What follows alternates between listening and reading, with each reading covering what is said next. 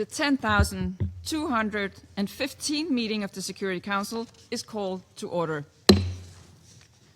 The provisional agenda for this meeting is the situation in the Middle East. The agenda is adopted. In accordance with Rule 37 of the Council's Provisional Rules of Procedure, I invite the representatives of Qatar, the Syrian Arab Republic, and Turkey to participate in this meeting. It is so decided. In accordance with Rule 39 of the Council's Provisional Rules of Procedure, I invite the following briefers to participate in this meeting: Mr. Claudio Cordone, Deputy Special Envoy of the Secretary General for Syria; Mr. Indrika Wadwate, Acting Assistant Secretary General for Humanitarian Affairs and Deputy Emergency Relief Coordinator; and Ms. Rula Rukbi, Country Director of Women Now for Development, Lebanon. It is so decided. The Security Council will now begin its consideration of item 2 of the agenda. I now give the floor to Mr. Claudio Cordone. Thank you, Madam President. And I'm briefing you from Damascus, following the Secretary General's visit to Syria last month, the first by Secretary General in 17 years.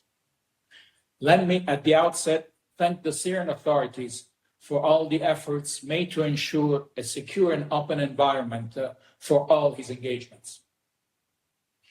In his meetings with President Ashara, Foreign Minister Shibani, and other senior officials, the Secretary General welcomed progress in Syria's political transition, including steps to strengthen state institutions and towards reconciliation, accountability, and transitional justice.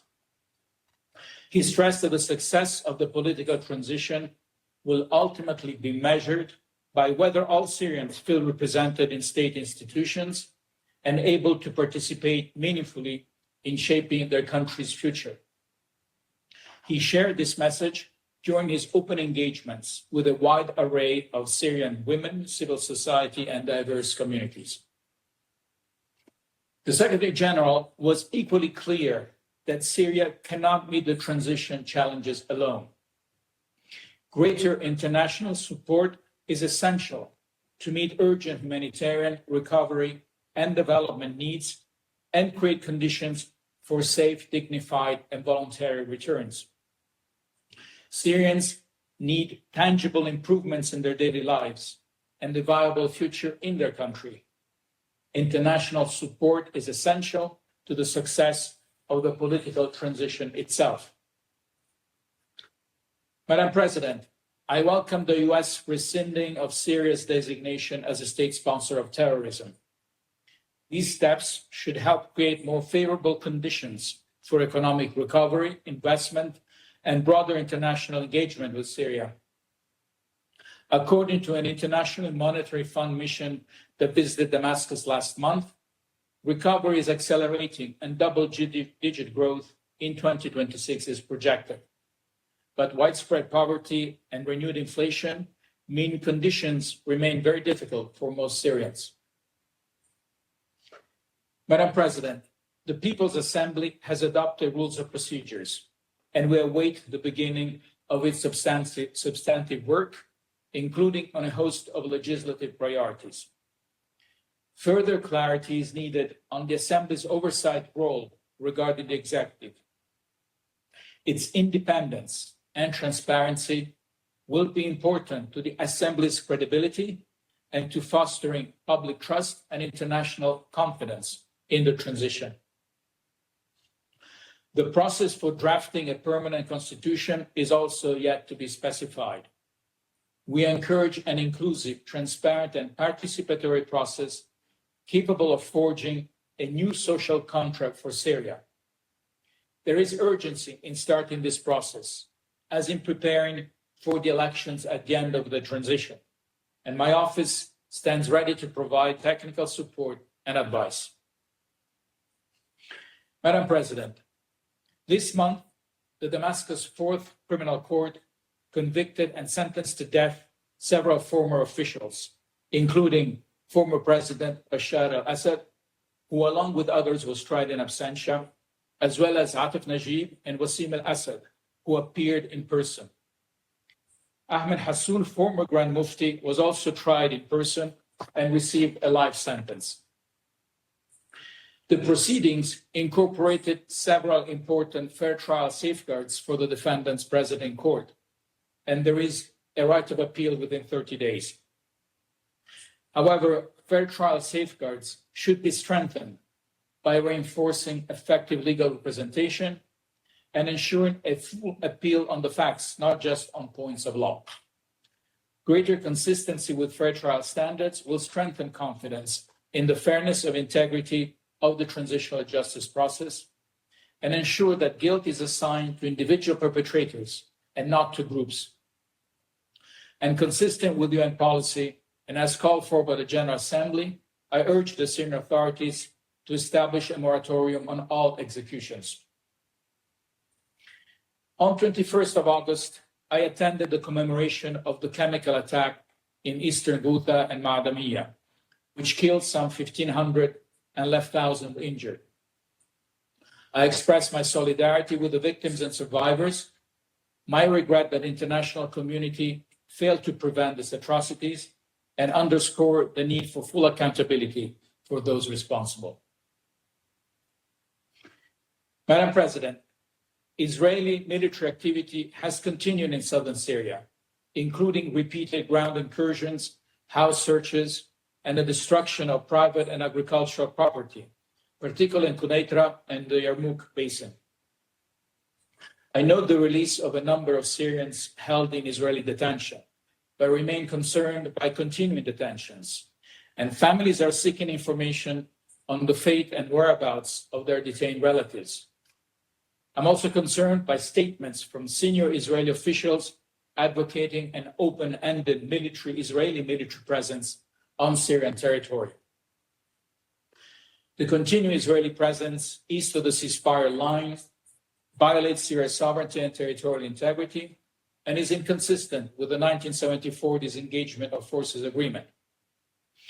Let me also reiterate, as the Secretary General did during his visit, that the Golan Heights remain occupied Syrian territory in accordance with international law and relevant Security Council and General Assembly resolutions. Another worrying development was the Israeli airstrike on the Abu Dhuhr airbase in northern Syria on 18th August, which I condemn. I welcome the recent direct Israel-Syria contacts and talks in Jordan and support the United States' efforts to mediate a security arrangement between Syria and Israel and the operation of the confliction mechanism. Diplomacy must prevail, and negotiation should progress within the framework of international law. Madam President, Syria continues to face significant internal security challenges. Although overall violence declined in August from July, violent criminal acts continue to be frequently reported, particularly killings perceived by local communities as retaliatory attacks against specific groups. Civil society organizations continue to report disappearances of women, men, and children. While some individuals have returned to their families, including an 8-year-old girl this month, others have been found dead, and many remain unaccounted for. Deaths in custody, possibly resulting from torture, have been reported. A commission of inquiry established by the Ministry of Interior found that Mohammed Meira died as a result of physical abuse inflicted during interrogation in custody. I condemn this and send my condolences to his family. I welcome the minister's commitment to hold accountable responsible personnel, while urging a clear and sustained public government position against any abuses in detention, as well as enhanced guidelines and training. Effective law enforcement will be essential to efforts to rebuild a society in which all citizens feel protected from violence and abuses. The Ministry of Interior's efforts to train women police officers represent a positive step, particularly in strengthening responses to crimes affecting women and girls. I also wish to stress that the threat posed by terrorism, specifically Daesh, remains a serious concern. Earlier this month, the Syrian authorities announced the arrest of a prominent Daesh commander as part of a continuing efforts to pursue Daesh leaders and networks and sustain counterterrorism efforts consistent with international law remain essential. Madam President, I welcome the important progress achieved in the 25 August meeting between President Ashara and Mazloum Abdi, marking continuing steps forward on security and administrative integration of northeastern Syria. And I particularly welcome the announcement of Mazloum Abdi at the end of the mission of the Syrian Democratic Forces and their dissolution. I know the importance of the issue of education and look forward to further progress on that issue. I also note that further discussions have taken place between the Ministry of Interior and the Women's Protection Units on that latter's integration. And I reiterate our support for the full implementation of the 29th January Agreement and the readiness of the United Nations to provide support on the ground. I note at the same time that the first convoy of returnees to Ras Al Ain was attacked on 10th August, triggering tensions that spread to Ain al-Arab Kobani, Hasaka, and elsewhere, underscoring the potential for localized tensions to challenge broader progress. Madam President, Sweden continues to be characterized by a political and security stalemate. Relations between local actors and the authorities in Damascus remain marked by mutual distrust, with some actors continuing to call for independence or joining Israel. Long-standing grievances remain unresolved, particularly those concerning accountability, although trials of some of the alleged perpetrators started in July. A concerning incident involving the desecration of Christian graves was reported in As-Sawar al-Kubra, an area under government control in northern countryside of Sweden, following earlier similar reports involving Druze graves. We take note of the presidential decree of 17 August, providing for an exceptional examination session for Swedish students who missed their examination last June. There are concerns about the location of the examination centers and about how many students would actually sit the examination. And there are reports indicating attempts from within Sweden to prevent students from traveling to sit for their examination. We remain ready to support the implementation of the September 2025 roadmap, including the returns of displaced Druze and Bedouin populations and addressing the issues of detainees and the missing, while remaining guided by Syria's sovereignty and territorial integrity. Madam President, ensuring the meaningful participation of all segments of society remains essential. In Damascus, Syrian women shared with the Secretary General their views on a broad set of issues, including the recognition of all victims as part of a transitional justice strategy, the importance of proper investigation of allegations of abductions and sexual assaults of Syrian women, and the importance of greater representation of women in decision-making positions, as well as their meaningful participation in the recovery and reconstruction efforts. And I'm pleased that the Council will have the opportunity to hear more on these issues from Rula Rukabi. Syrian women remain an extraordinary reservoir of experience and capacity. Their efforts to build a Syrian state that meets the expectation of Syrian women, and indeed all Syrians, predate this transition. For more than a decade, the Office of the Special Envoy has benefited from the Women's Advisory Board's invaluable contribution to mediation efforts. With the change of circumstances on the ground, we conducted an extensive consultation process to explore how best to continue this strong engagement with Syrian women. We will now expand our outreach to Syrian women, discuss themes of their choosing, and share their recommendations with the government. Although the board held its final meeting in July, its members will continue contributing to the transition. And I thank them for their commitment and advice, and the donors for their support over the years.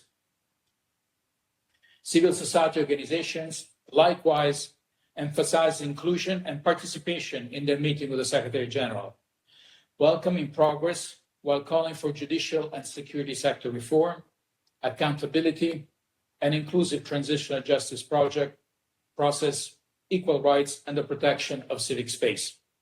And the discussions showcased the range and depth of civil society and the contributions they can make to Syria's successful transition. Madam President, before concluding, allow me to underline the continuing cooperation with the Syrian authorities. Together, we are collaborating on areas of mutual interest and doing so in close coordination with the UN country team. Our objective remains to develop further such cooperation through the presence of a restructured office in Damascus. And we will continue to build on this progress with the support of the Council, guided by our shared commitment to Syria's successful transition. Thank you, Madam President. I thank Mr. Cordone for his briefing, and I now give the floor to Mr. Enrique Ratuate. Madam President, I thank Deputy Special Envoy Cordone for his continued efforts to advocate for and support for the people of Syria. Last week, I was in Syria and had the opportunity to travel to Deir ez-Zor, al-Raqqa, Aleppo, and Idlib, and met with communities, humanitarian partners, and the authorities. My central message is simple. Syria is at a pivotal moment, and Syrians are hopeful for a stable and prosperous future. After years of conflict, displacement, and economic decline, there are encouraging signs of revival. More Syrians are returning home. Agricultural production is improving, with reports suggesting that this year's wheat harvest could allow Syria to achieve seasonal self-sufficiency. Energy and transport networks are gradually recovering. Commercial activity is increasing. And humanitarian access remains broadly improved compared with previous years. These developments matter because they offer something Syrians have lacked for too long: hope that recovery is possible. The government remains steadfast in consolidating fragile stability into sustainable development and economic growth. The international community must seize this opportunity and support the aspirations of the Syrian people. But optimism must be tempered with realism. Humanitarian needs still remain immense. Millions of people still struggle to access healthcare, food, clean water, education, and livelihoods. And the gap between needs and available resources is growing. Syria is experiencing the largest voluntary return movement in the region in over a decade. Nearly 2 million internally displaced people and more than 1.7 million refugees have returned to their communities since December 2024. But return does not mean the end of humanitarian need. For many families, it is the beginning of another struggle in rebuilding their lives. Homes remain damaged or destroyed. Basic services are struggling to absorb rapidly growing populations. Schools, hospitals, water systems need rehabilitation. Access to livelihoods remain extremely limited. However, dealing with unexploded ordnance and mines, as well as rubble removal, continue to be a key enabler. At the same time, more than 5.5 million people remain internally displaced, including some 830,000 people living in more than 1,200 camps. The challenge is, therefore, to ensure that returns are safe, voluntary, and dignified, to enable sustainable reintegration in their areas of origin, and that people have what they need to stay. In this context, the government's No Tents, No Camps initiative reflects an important objective: moving families from prolonged displacement towards durable and sustainable solutions. Humanitarians stand ready to support these efforts, working in close collaboration with recovery and development actors, in coordination with the government.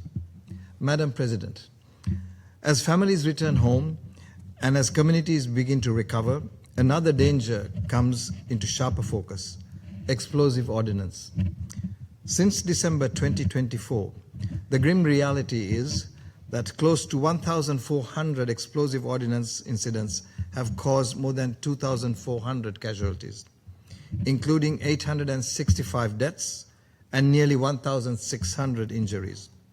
Sadly, 22 of those deaths and 47 of those injuries have taken place just since the 17th of July. Most incidents took place in agricultural and grazing areas. Farmers working their lands, shepherds moving livestock, children playing outdoors. These are everyday acts that carry deadly risks. My inaction in Syria is not optional.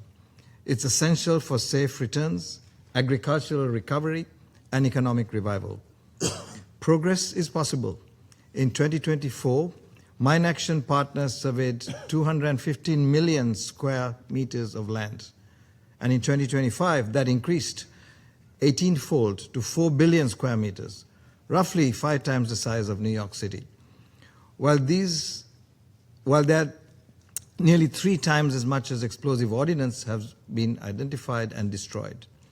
But the scale of contamination remains immense. Expanded survey and clearance operations, risk education, and mine action support must keep pace and be scaled up. Madam President, the humanitarian community continues to deliver across Syria.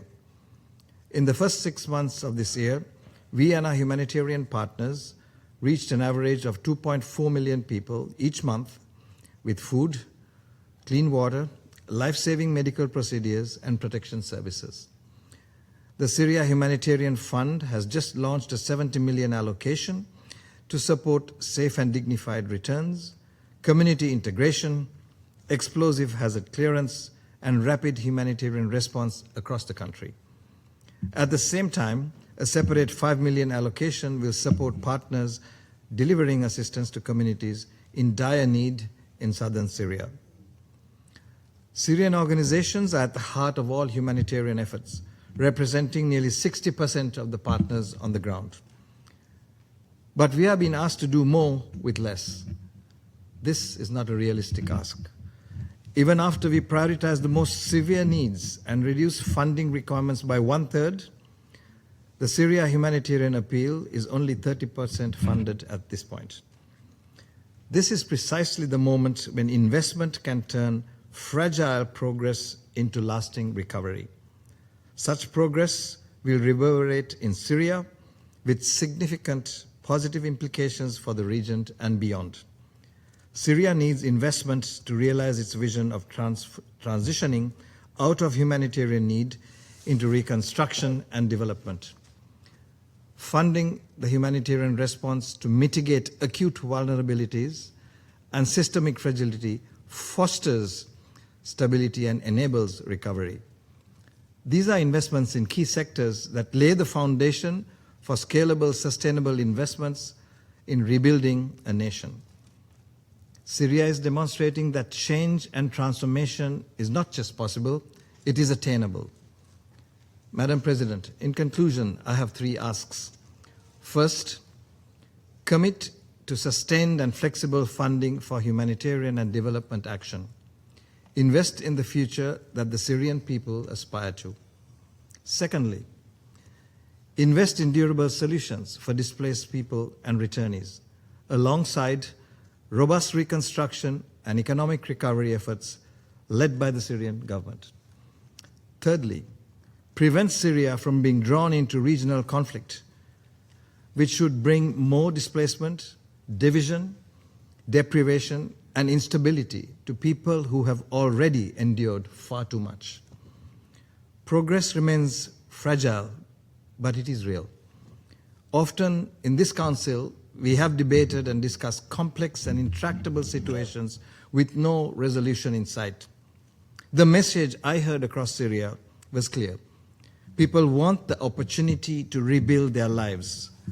They would like to see the international community's support to fulfill this aspiration. This is not a moment to step back. It is a moment to invest in stability and progress. This is the moment to show our solidarity with the people of Syria and turn hope into recovery and prosperity. Madam President, it's a carpe diem moment, and the moment is now, and we should seize it. I thank you. And I thank Mr. Watwate for his briefing. And I now give the floor to Ms. Rula Rugby. تفضلي. السيدة الرئيسة أصحاب السعادة شكرا. Madam President, Excellencies,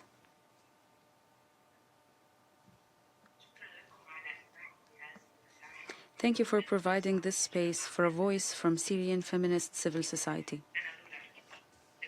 My name is Rula Rukbi, a daughter of the city of Hama, and I carry with me the memory of one of the largest mass atrocities committed by the former regime against Syrians. Government forces killed approximately 30,000 civilians in February 1982. I am here today as the country director of Women Now for Development Lebanon. For 14 years, our work has been guided by one central principle. Change must begin from the bottom and reach the top. After years of war, repression, displacement, and loss, many Syrians welcomed the fall of the Assad regime in December 2024 with joy and hope. Hope that it would bring an end not only to war, but also to authoritarianism, fear, and exclusion.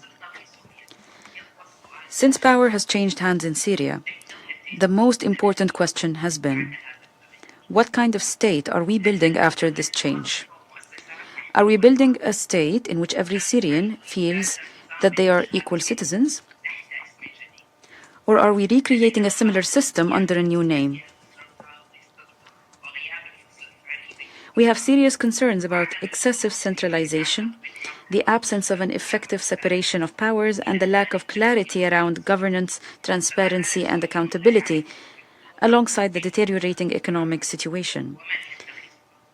Syrians still do not clearly know how decisions are made, by whom, or how those decision makers can be held accountable. And this is where one of the greatest risks of the transition lies. That we change the people in power without changing the way power is exercised. A genuine transition means building a new relationship between the state and its citizens. One in which the rule of law applies to everyone and protects everyone equally. Madam President, Syrian women have paid an enormous price throughout the conflict. They have endured displacement, poverty, violence, detention, and disappearance, and continue to bear the brunt of the ongoing humanitarian crisis, alongside entrenched legal and social discrimination. Despite this, Syrian women have played a leading role in documenting human rights violations, providing aid to their communities, and advocating for justice and accountability, including for missing persons.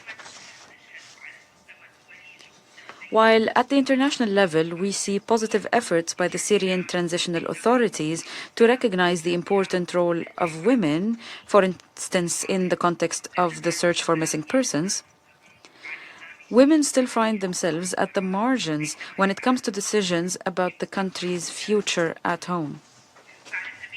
For instance, women's representation in parliament is less than 11%. And only one member of the transitional cabinet is a woman.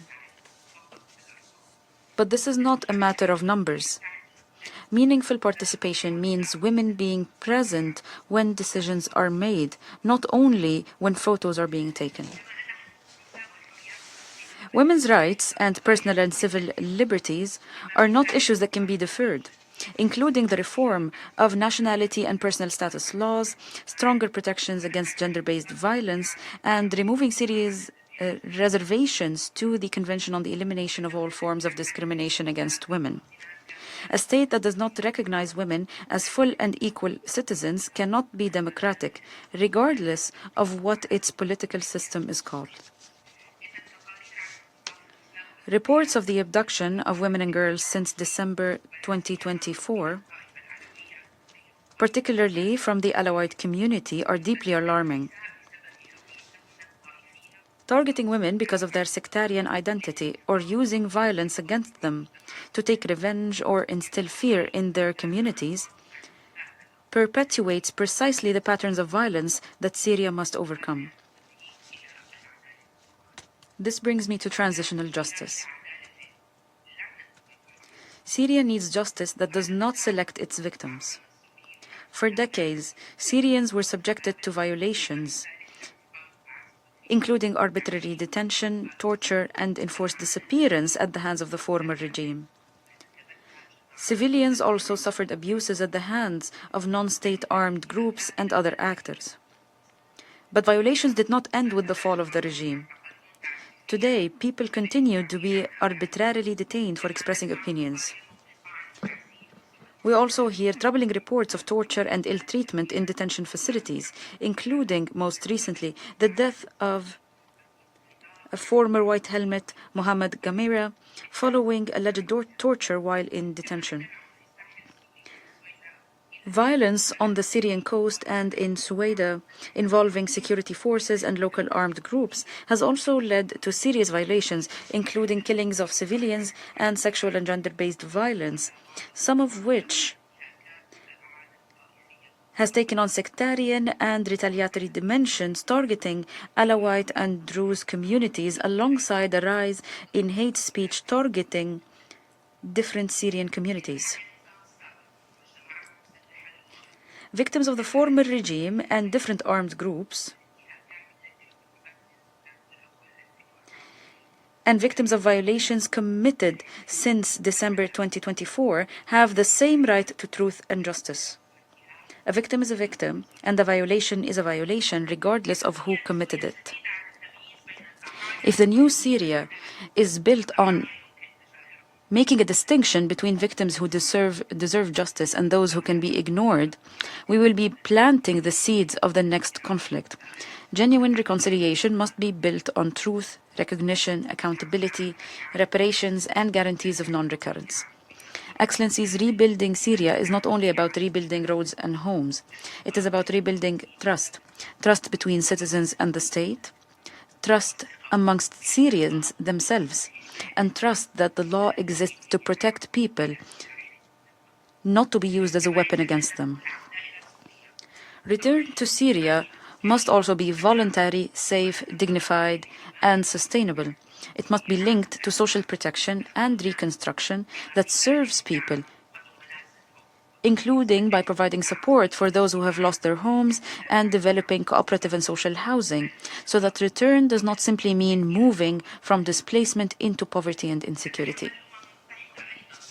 The UN also bears a fundamental responsibility.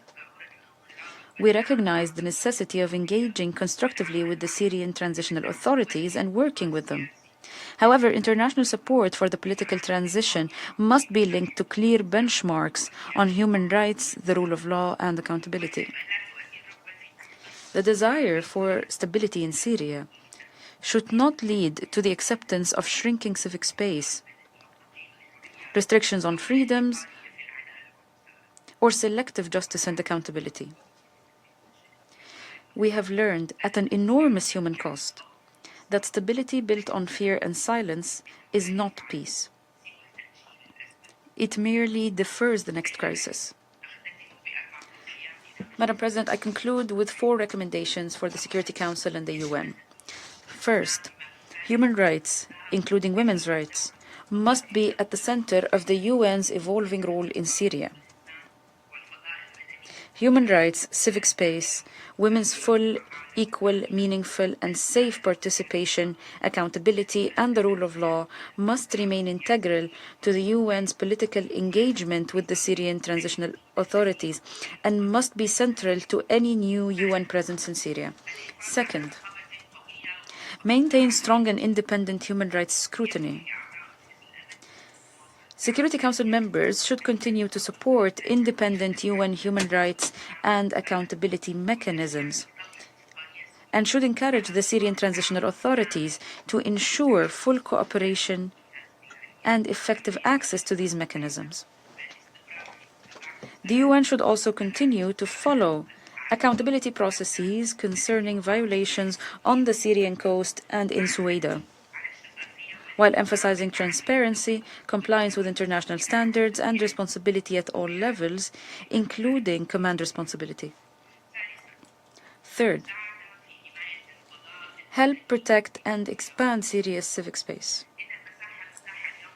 The space that Syrians have today to organize, speak, and engage publicly remains fragile. The UN should continue to monitor restrictions on freedom of expression, freedom of association, and freedom of peaceful assembly, and regulations on political parties, as well as arbitrary detention and reprisals against journalists, human rights defenders, and civil society actors, including women. Fourth, press for rights-based institutional and security sector reform. This should include effective checks and balances on executive power, judicial independence, and independent civilian and institutional oversight of security institutions, transparent vetting, and clear chains of command. International engagement and support should also help ensure that new institutions do not reproduce old patterns of unchecked power.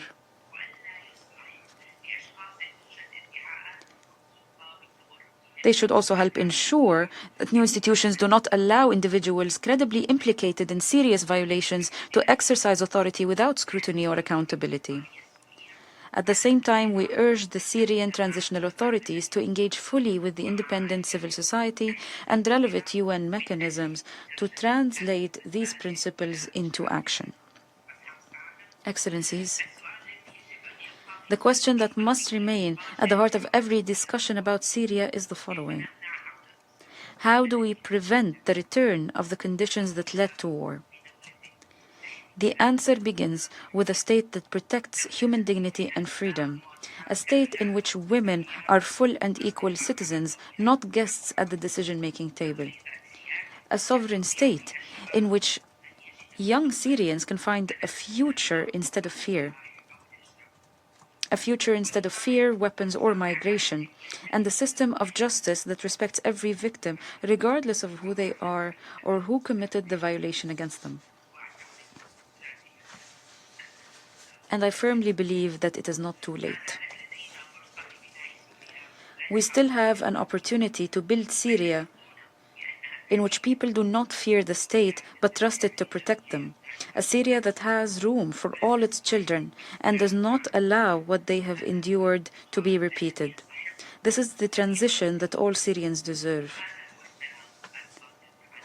And this is the peace that can last. Thank you. Shukran. I thank Ms. Rukbi for her briefing, and I now give the floor to those council members who wish to make statements. I give the floor to the representative of the United States. Thank you, Madam President, and thank you to today's briefers, of course.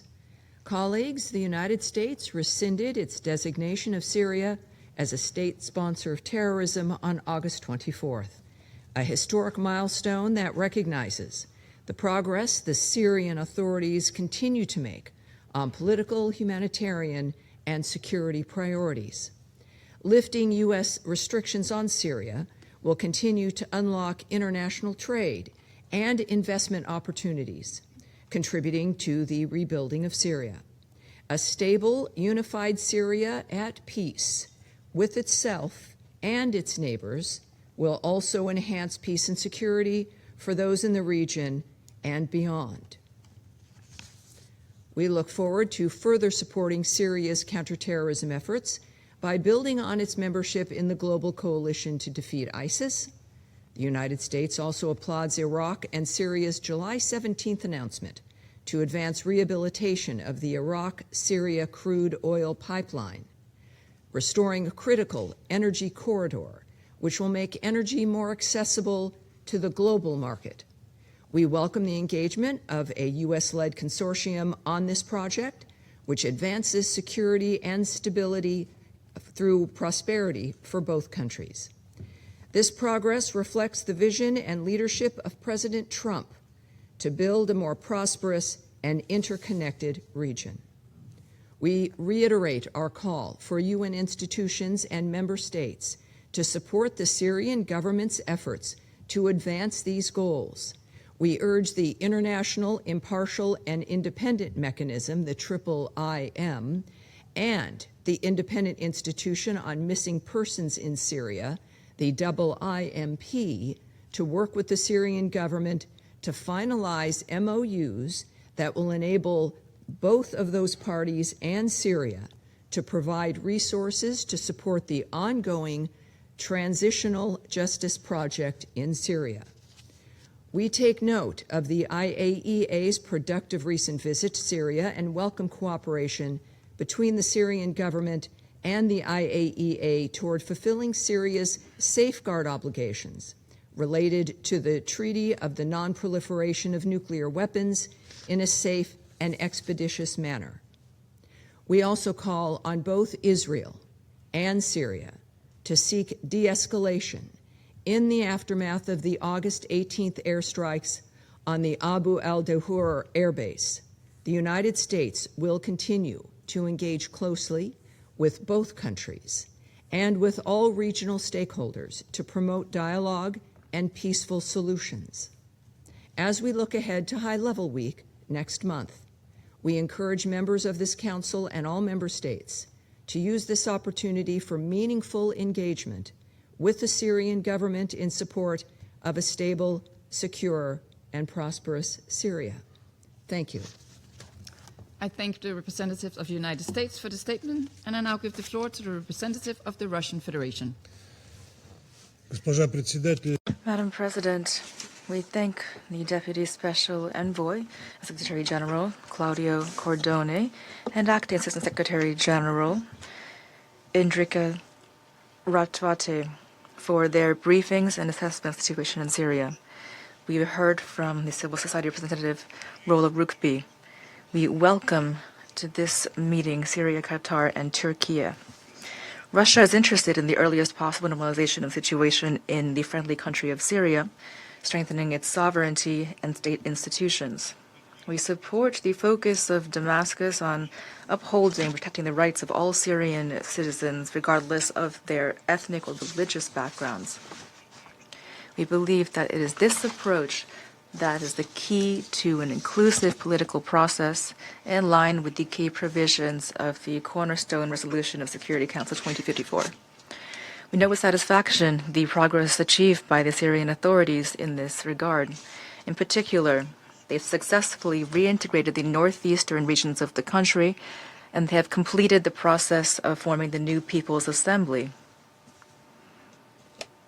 We hope that these steps will help to strengthen the unity of the Syrian Arab Republic, and the launch of the parliament's work will give the requisite impetus to the process of adopting a new constitution and other legislation. At the same time, we note that any decisions adopted by all branches of Syrian authority ought to be strictly and unfailingly based upon clearly laid out legal norms and meet the standards of a state governed by rule of law.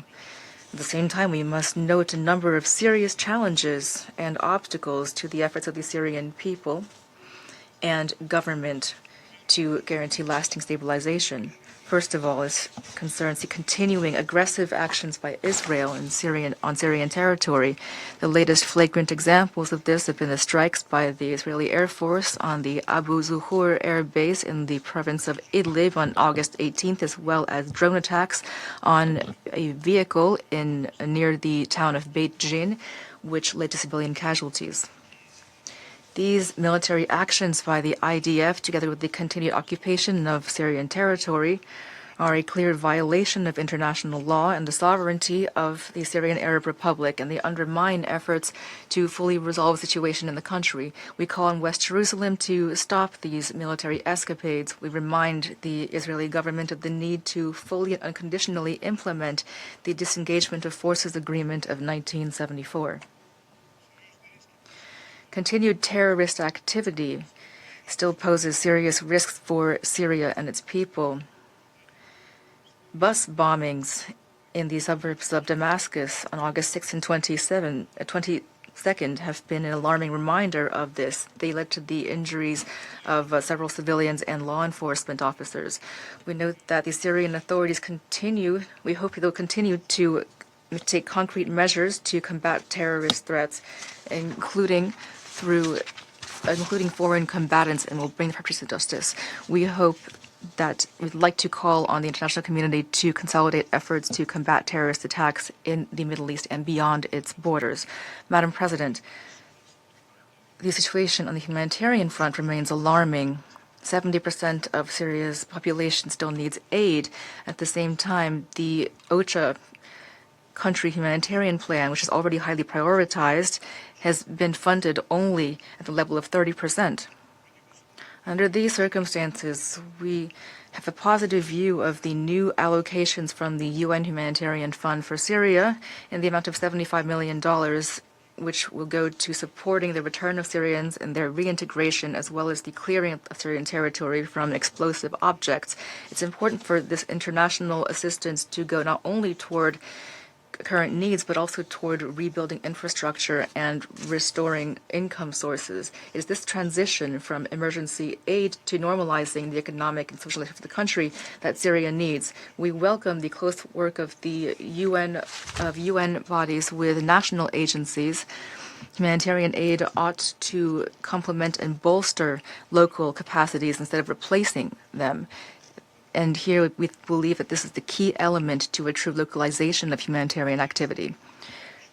We see signs of broader economic revival in Syria. The IMF this year expects double-digit economic growth rates thanks to a recovery of agriculture and an expansion in hydrocarbon extraction as well as electricity generation, and the revival of trade and services. Of course, these positive trends do not mean that accumulated problems caused by or exacerbated by inflation pressure and weak banking systems have been fully resolved. In this regard, we note the decision of the World Bank to provide Syria with a grant in the amount of $100 million to strengthen the financial sector of the country.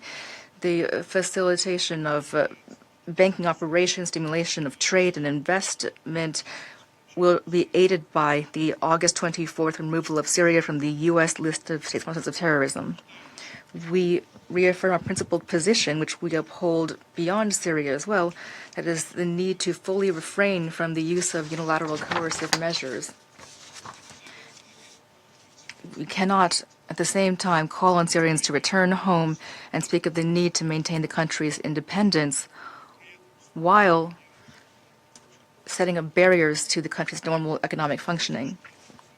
Only a combination of humanitarian aid and full restoration of the national economy can provide Syria with a lasting way out of this long-standing crisis. President, we hope that the Security Council and the international community will take concrete measures to support the authorities in Syria. Thank you. I thank the representative of the Russian Federation for the statement, and I now give the floor to the representative of Somalia. Madam President, I have the honor to deliver this statement on behalf of the A3, namely the Democratic Republic of the Congo, Liberia, and my own country, Somalia. We thank Deputy Special Envoy Cordone and Acting ASG Ratawate for their comprehensive and insightful updates. We have listened carefully to the remarks of Ms. Rugby, and we welcome the participation of the Permanent Representative of Syria in today's meeting. Madam President, the A3 recognizes that Syria is making meaningful strides in its political, security, and economic development, even as it confronts significant challenges. Encouraging recent progress has opened new possibilities for national stability, but their credibility will depend on inclusive participation, effective representation of women and all communities, accountability, and institutions that function independently and transparently. Emphasizing that overcoming ongoing difficulties will require continued united support from the international community to help Syrians build a brighter and more prosperous future. The high-level diplomatic engagement of the United Nations with Syria's transitional authorities, highlighted by the Secretary General Antonio Guterres' historic visit to Damascus and his engagement with the Syrian leadership, civil society, and minority communities is testimony to this progress. We reiterate our strong support for the vital work of the Special Envoy's Office and reaffirm that Security Council Resolution 2254 remains the essential framework for sustainable Syrian-led and Syrian-owned political settlement. Turning to the humanitarian situation, we remain gravely concerned. Millions of Syrians continue to depend on life-saving assistance, while the 2026 humanitarian response plan is severely underfunded, with only about 1/3 of the required resources secured. Although over 2 million internally displaced persons and nearly 1.8 million refugees have reportedly returned, millions more remain displaced inside Syria or as refugees abroad. Sustainable returns demand safety, adequate housing, schools and health facilities, livelihoods, documentation, protection services, and essential public utilities. Humanitarian relief, early recovery, and reconstruction must therefore advance in tandem. We are encouraged by the improved humanitarian access across most of Syria, with an average of 2.4 million people reached monthly in the first half of 2026. Though we note that localized access challenges and services gap persist, including in the south and part of the northeast. Therefore, we urgently call on the international donors to increase predictable and flexible support, financial support, to bridge critical shortfalls and ensure the continuity of essential services. Explosive ordnance remain a major impediment to safe returns, livelihoods, and recovery. Since the Council's last meeting, there have been reported 53 explosive ordnance incidents, resulting in 20 fatalities, especially in agriculture and grazing areas. The A3 calls for an increased international support for mine action, clearance activities, risk education, and victim assistance measures that are indispensable for civilian protection, food security, and sustainable returns. We also recognize the vital connection between economic recovery and lasting stability. The A3 welcomes recent steps that facilitate Syria's reintegration into the global economy and trade system, including the removal of restrictive designations, the lifting of sanctions barriers, and Syria's removal from the state sponsors of terrorism lists. This paves the way for correspondent banking and foreign investment. As ordinary citizens continue to face inflation and liquidity constraints, we stress that economic stabilization and investment in public utilities and basic infrastructure are vital for long-term recovery. At the same time, we remain deeply alarmed by the persistent violations of Syria's sovereignty and territorial integrity. We deplore the recent military strikes and incursions inside Syrian territory, including the August 18th and 19th airstrikes in eastern Idlib. Syria must not become a theater for broader confrontation. Furthermore, the heightened security posture along the Golan Heights and Mount Hermon buffer zone threaten to undermine Syria's recovery efforts as well as risk regional stability. The A3 reiterates that the occupied Syrian Golan is an integral part of Syria, in line with Security Council Resolution 497 of 1981, and calls for full respect for Syria's sovereignty, a strict adherence to the 1974 disengagement agreement, and support for efforts to prevent border friction. Terrorism and internal insecurity continue to pose grave threats to Syria and the wider region. The A3 unequivocally condemns the terrorist attack that targeted Syria's internal security forces on August 23rd. As the transitional authorities undertake stabilization operations to neutralize violent extremism networks, including ISIL-Daesh, in central and unstable areas across the country, we emphasize that robust international cooperation, coordination, and capacity building are essential to preventing any resurgence of terrorism in Syria and beyond. In closing, Madam President, the A3 reaffirms its unwavering commitment to Syria's sovereignty, unity, independence, and territorial integrity. We urge the Security Council and the international community to remain steadfast in supporting Syria's journey toward lasting peace, reconciliation, and prosperity, so that all Syrians rebuild their country and shape their future in peace and dignity. I thank you. I thank the representative of Somalia for the statement, and I now give the floor to the representative of France. Merci, Madame. Thank you, Madam President. I thank the Deputy Special Envoy, Mr. Claudio Cordone, in acting ASG for Humanitarian Affairs, Indrika Watwate, and Ms. Rola Rukbi for those briefings which highlighted the progress made by Syria over the past few months, as well as the work that still remains to be done. I also welcome participation from Syria, Qatar, and Turkey in this meeting.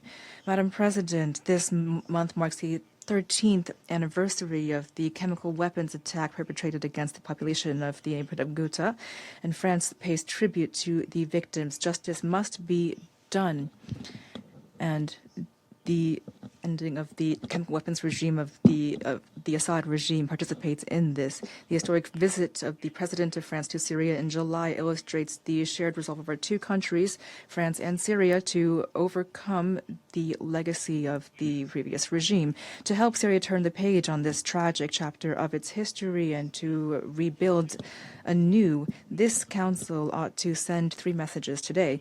First of all, we must continue the efforts underway as part of the political transition to guarantee a just and lasting peace by combating impunity, first and foremost. The launch of the trial in absentia of former dictator Bashar Assad and members of his regime is an important stage in the process of transitional justice. The work of the national commissions and now of the new Syrian parliament are accelerating with the support of international mechanisms. Next, through consolidating a united and democratic state based upon respect for rule of law and respect for human rights, which brings together all of the elements of the Syrian people and which respects the rights of women who are waiting to take up their rightful place in the Syrian society. France, therefore, welcomes the successful integration of the Syrian Democratic Forces within the Syrian state and their dissolution, which is a historic step toward a sovereign and pluralist Syria. After the progress made in the beginning of this year, thanks to the recognition of the cultural rights of the Kurds, all Syrian communities, Druze, Alawites, Christians, and others, legitimately expect to be harmoniously integrated into the country's civil space. The parliament will have the great responsibility of leading the country toward elections, and we underscore the importance of the participation of women in Syrian politics. The UN can play a key role in this transition, closer to the ground and respecting the state's sovereignty. Secondly, the recovery and reconstruction of Syria are priorities that the entire international community can contribute to.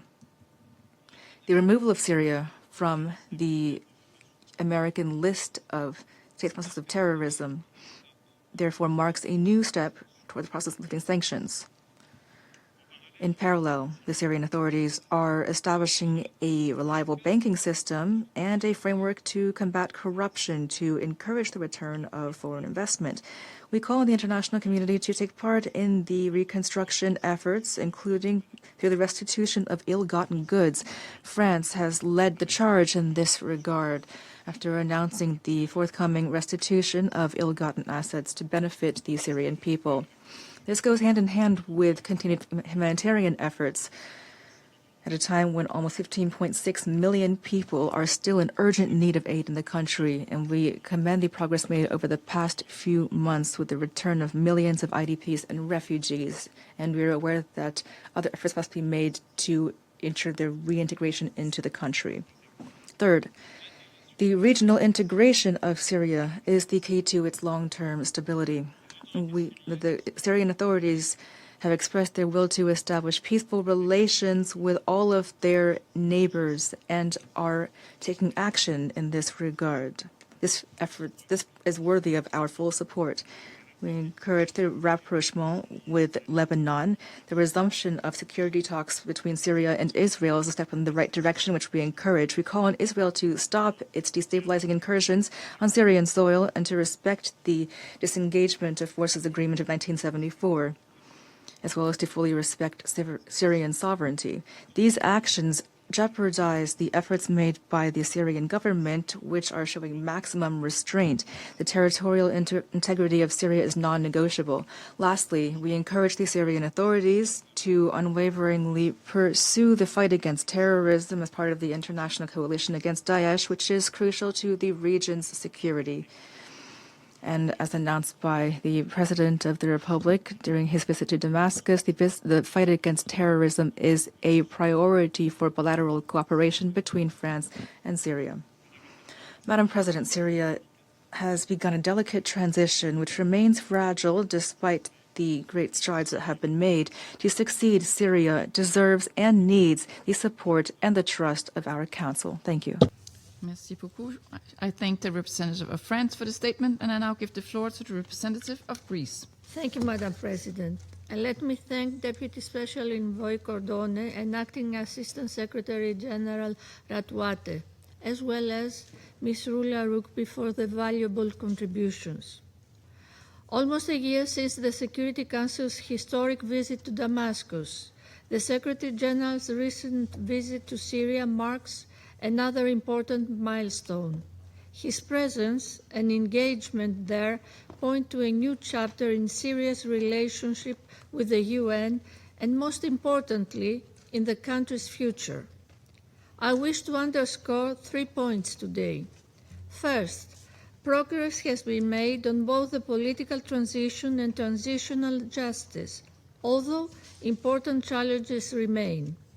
Greece continues to support a Syrian-led and Syrian-owned political transition which must be truly inclusive, credible, and sustainable. The protection and meaningful political participations of all Syrians, including women, irrespective of ethnicity or religion, must be guaranteed. This is indispensable for Syria's long-term stability and prosperity. A key institution of the political transition, the composition of the People's Assembly, has been finalized. It must safeguard the meaningful participation of all Syrians, regardless of ethnicity or religion, in the political affairs of their country and start work on a constitution which protects and integrates all components of Syrian society. Its work should also contribute to accountability, the rule of law, and ultimately a permanent constitutional order enjoying broad legitimacy. We also note progress on transitional justice, which is essential for reconciliation and rebuilding trust amongst the different components of Syrian society. In this context, we also look forward to the adoption of the forthcoming General Assembly resolution on women searchers of missing persons, which Greece is proud to co-sponsor. Cooperation with the UN mechanism, including the Triple IM and the Double MP, remains critical in this context.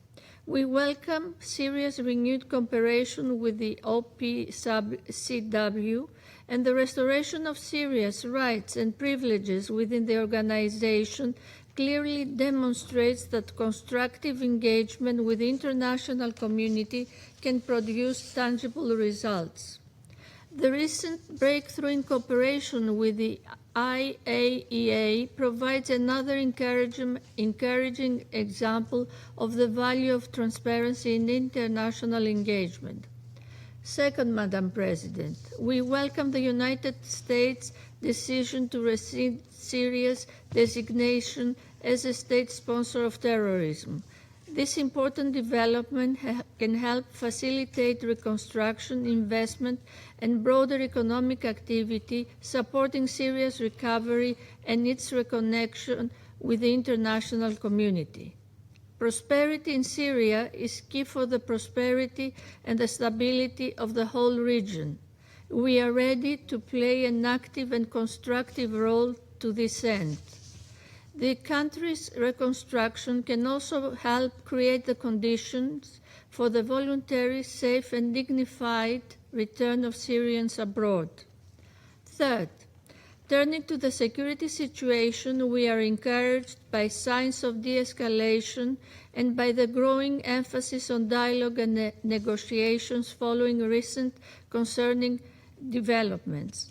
We welcome the direct talks between Syria and Israel and sincerely hope that they will yield concrete results.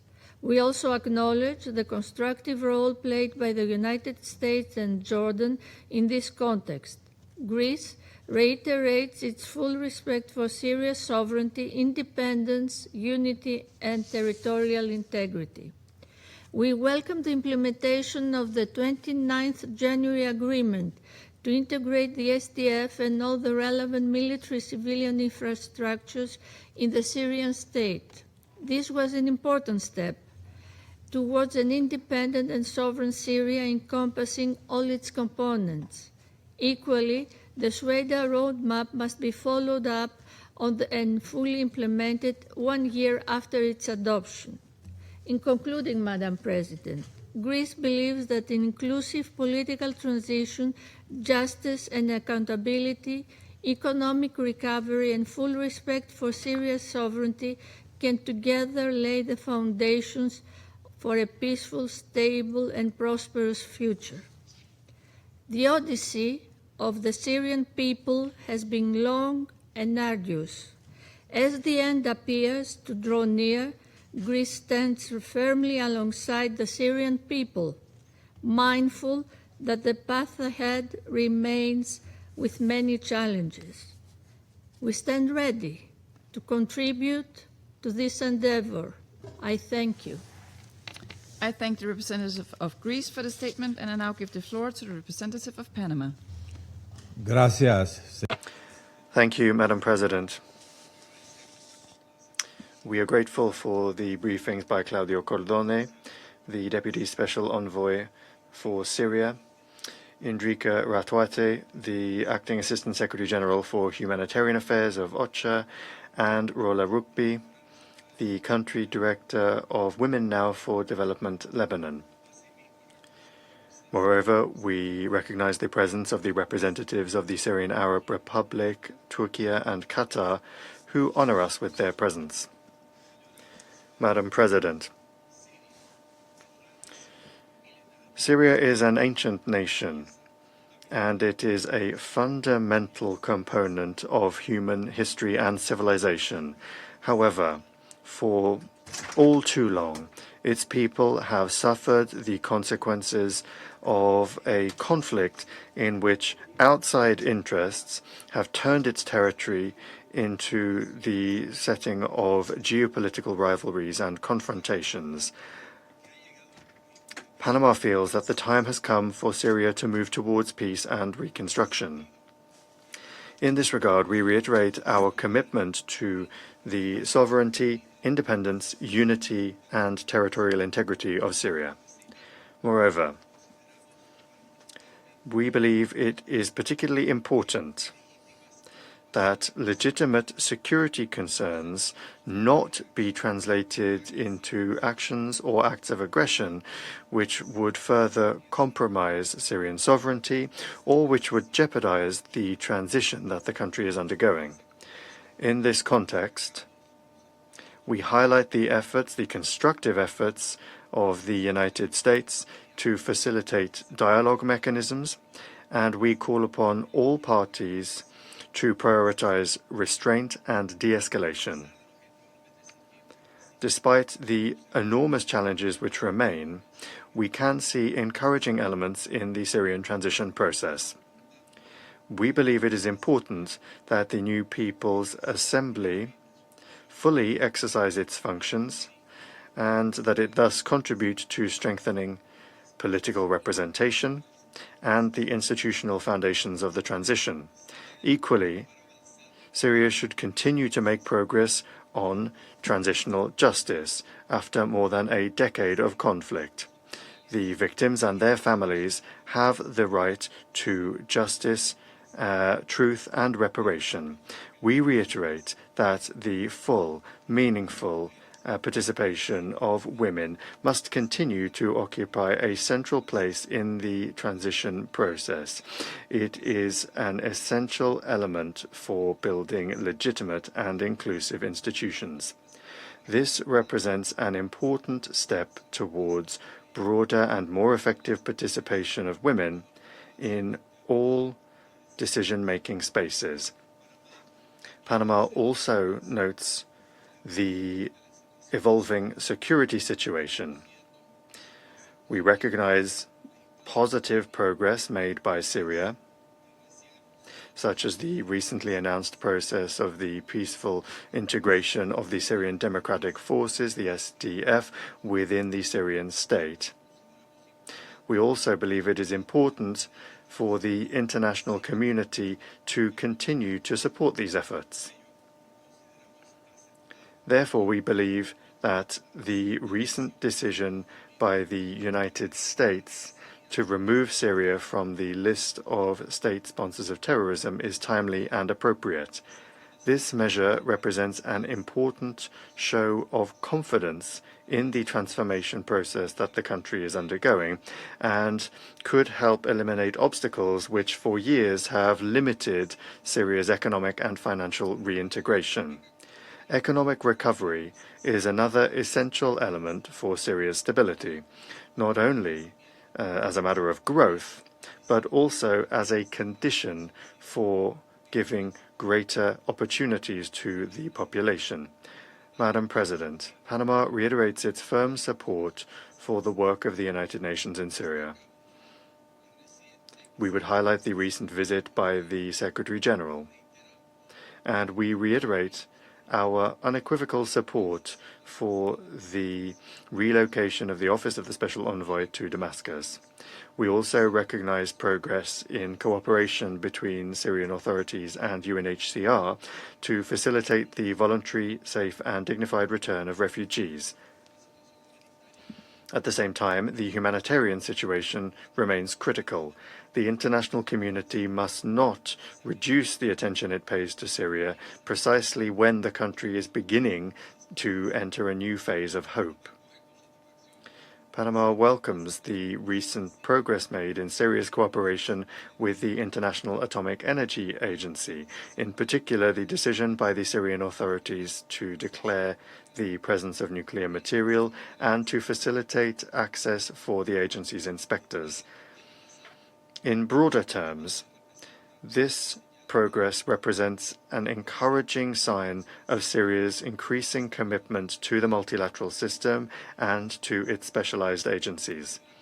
Madam President, the path towards a new Syria, one that is rooted in human dignity, the participation of all of its peoples, and lasting peace, constitutes an effort that should be highlighted. Panama will continue to support a sovereign, united, stable and peaceful Syria, one that is fully integrated within the international community and that is supported by United Nations that is present and committed to the needs of the Syrian people. Thank you very much. I thank the representative of Panama for the statement, and I now give the floor to the representative of Bahrain. Madam President, I would like to thank Mr. Claudio Cordoni, Deputy Special Envoy of the Secretary General for Syria, and Mr. Enrique Ratwati, Assistant Secretary General for Acting Assistant Secretary General for Humanitarian Affairs, and we took note of Ms. Rola Rukbi's briefings. I welcome also the participation of the permanent representatives of the Syrian Arab Republic, the State of Qatar, and the Republic of Turkey. Madam President, the Kingdom of Bahrain follows with interest the political developments in the sisterly Syrian Arab Republic, and we affirm our support for all effort undertaken by the Syrian government to strengthen its security and stability, and to preserve Syria's sovereignty, independence, and territorial integrity and unity. We reject all interference and attacks that would undermine these principles in accordance with the Charter of the UN and international law. The Kingdom believes that Syria is today undergoing a critical phase that requires the international community to unify its effort in support of the brotherly Syrian people in achieving their legitimate aspirations for security, stability, development, and prosperity. In this context, the Kingdom of Bahrain welcomes the announcement by the U.S. to remove the sisterly Syrian Arab Republic from the list of state sponsors of terrorism, considering it a positive step that supports reconstruction effort, economic recovery, and Syria's reintegration into the international community. In a related context, the Kingdom welcomes the announcement of the integration of the Syrian Democratic Forces and all their affiliated military and civilian structures into the institutions of the Syrian state as an important step in support of the unity of the Syrian Arab Republic. The Kingdom commends the progress made in building Syrian state institutions, including the convening of the People's Assembly. We appreciate the effort undertaken by the Syrian government and the relevant national committees in the areas of transitional justice and missing persons, which supports national reconciliation and peaceful coexistence and enhances the participation of various components of Syrian society in building the country's future. The Kingdom of Bahrain also welcomes the visit undertaken by His Excellency the Secretary General to Damascus last July, the first visit by United Nations Secretary General to Syria since 2009. And the discussions and meetings it included with the Syrian leadership and representatives of the components of the Syrian society. The Kingdom hopes that this visit will contribute to supporting Syria during this phase, strengthening cooperation between Syria and the UN. It will also mobilize international support for recovery and reconstruction, as well as create the appropriate conditions for the voluntary, safe, and dignified return of refugees and displaced persons. Madam President, the Kingdom of Bahrain expresses its strong condemnation and denunciation of the recent Israeli attacks on the Syrian territory, including the raids that targeted Abu al-Juhur air base in northwest Syria and the recent attack in the vicinity of the town of Beit Jenin in the Damascus countryside, considering them flagrant violations of Syria's sovereignty and territorial unity and integrity, and a blatant breach of the rules of international law and the Charter of the UN, as well as a threat to the security and stability of the region. We stress the necessity of Israel's withdrawal from the occupied Syrian territories, including the occupied Syrian Golan, and the full compliance with the 1974 Disengagement of Forces Agreement and relevant Security Council resolutions, including Resolution 497, and the need to halt escalation and avoid any actions that would undermine the security and stability in Syria and the region. Here, the Kingdom of Bahrain welcomes the adoption by the Security Council of Resolution 2824, which renewed the mandate of UNDOV for an additional 6 months. We appreciate the role played by the force in implementing its mandate and monitoring the ceasefire and the area of separation. We affirm the importance of ensuring the safety and security of its personnel and enabling it to carry out its mandate in its tasks in accordance with the mandate. Madam President, the Kingdom of Bahrain reaffirms its full solidarity with the Syrian Arab Republic. We support the measures taken by the government to consolidate the country's security and stability. Here, we renew our condemnation of the terrorist bombing that targeted a passenger bus in the city of Jarmana in the Damascus countryside earlier this month. We reaffirm our firm position rejecting all acts of violence and terrorism in all their forms and manifestations. These aim to destabilize the country and undermine security and terrorize innocent civilians. The Kingdom calls for intensification of regional and international effort to combat terrorism and extremism. We need to prevent terrorist organizations from exploiting any security vacuum to regroup or threaten the security of Syria and the region as a whole, as well as for strengthening cooperation in combating the smuggling of drugs and weapons, while stressing the importance of protecting civilians and enhancing security and stability in support of the aspirations of the brotherly Syrian people for peace, development, and prosperity. In closing, we encourage the international community and donors to continue supporting the humanitarian response in Syria in light of the continuing expansion of the needs and the shortfall in funding. We must guarantee that assistance reaches all those in need without obstruction, in addition to strengthening early recovery efforts, rehabilitation of infrastructure and basic services, supporting mine action and the clearance of explosive remnants of war, creating an enabling environment for reconstruction and preserving Syria's security and stability towards peace, growth, and prosperity. I thank you. Representative of Latvia. Thank you, Madam President. I thank Deputy Special Envoy for Syria, Mr. Claudio Cordone, and Acting ASG of OCHA, Mr. Indrika Ratvate, for their informative briefings. And I also thank Country Director of Women Now for Development, Lebanon, Ms. Rola Rugby, for contributing to today's discussion. And I also welcome the participation of the representatives of the Syrian Arab Republic, Qatar, and Turkey to today's meeting. Syria's resolute efforts towards stability and economic recovery make a significant contribution to the entire region. Continued and increased international support is needed to assist Syria in sustaining this progress on its path to prosperity and peace. Against this backdrop, I would like to underline 3 points. First, recent Israeli strikes on the Abu Duhur airbase in northern Syria raised deep concerns about the risk of strategic miscalculation and escalation. We urge all parties to exercise restraint and give way to diplomacy. And we welcome the mediation efforts of the United States and Jordan that have culminated in the establishment of the security deconfliction mechanism and urge all parties to engage in it in good faith. Ensuring security interests through military force is not sustainable in the long run. Therefore, we encourage Israel and Syria to resume negotiations to reach mutually acceptable security arrangements while upholding international law, respecting Syria's sovereignty and territorial integrity, and protecting civilians on both sides of the border.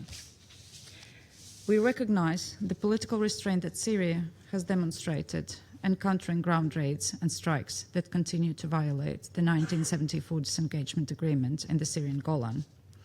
And we reiterate our firm commitment to the unity, sovereignty, and territorial integrity of the Syrian Arab Republic.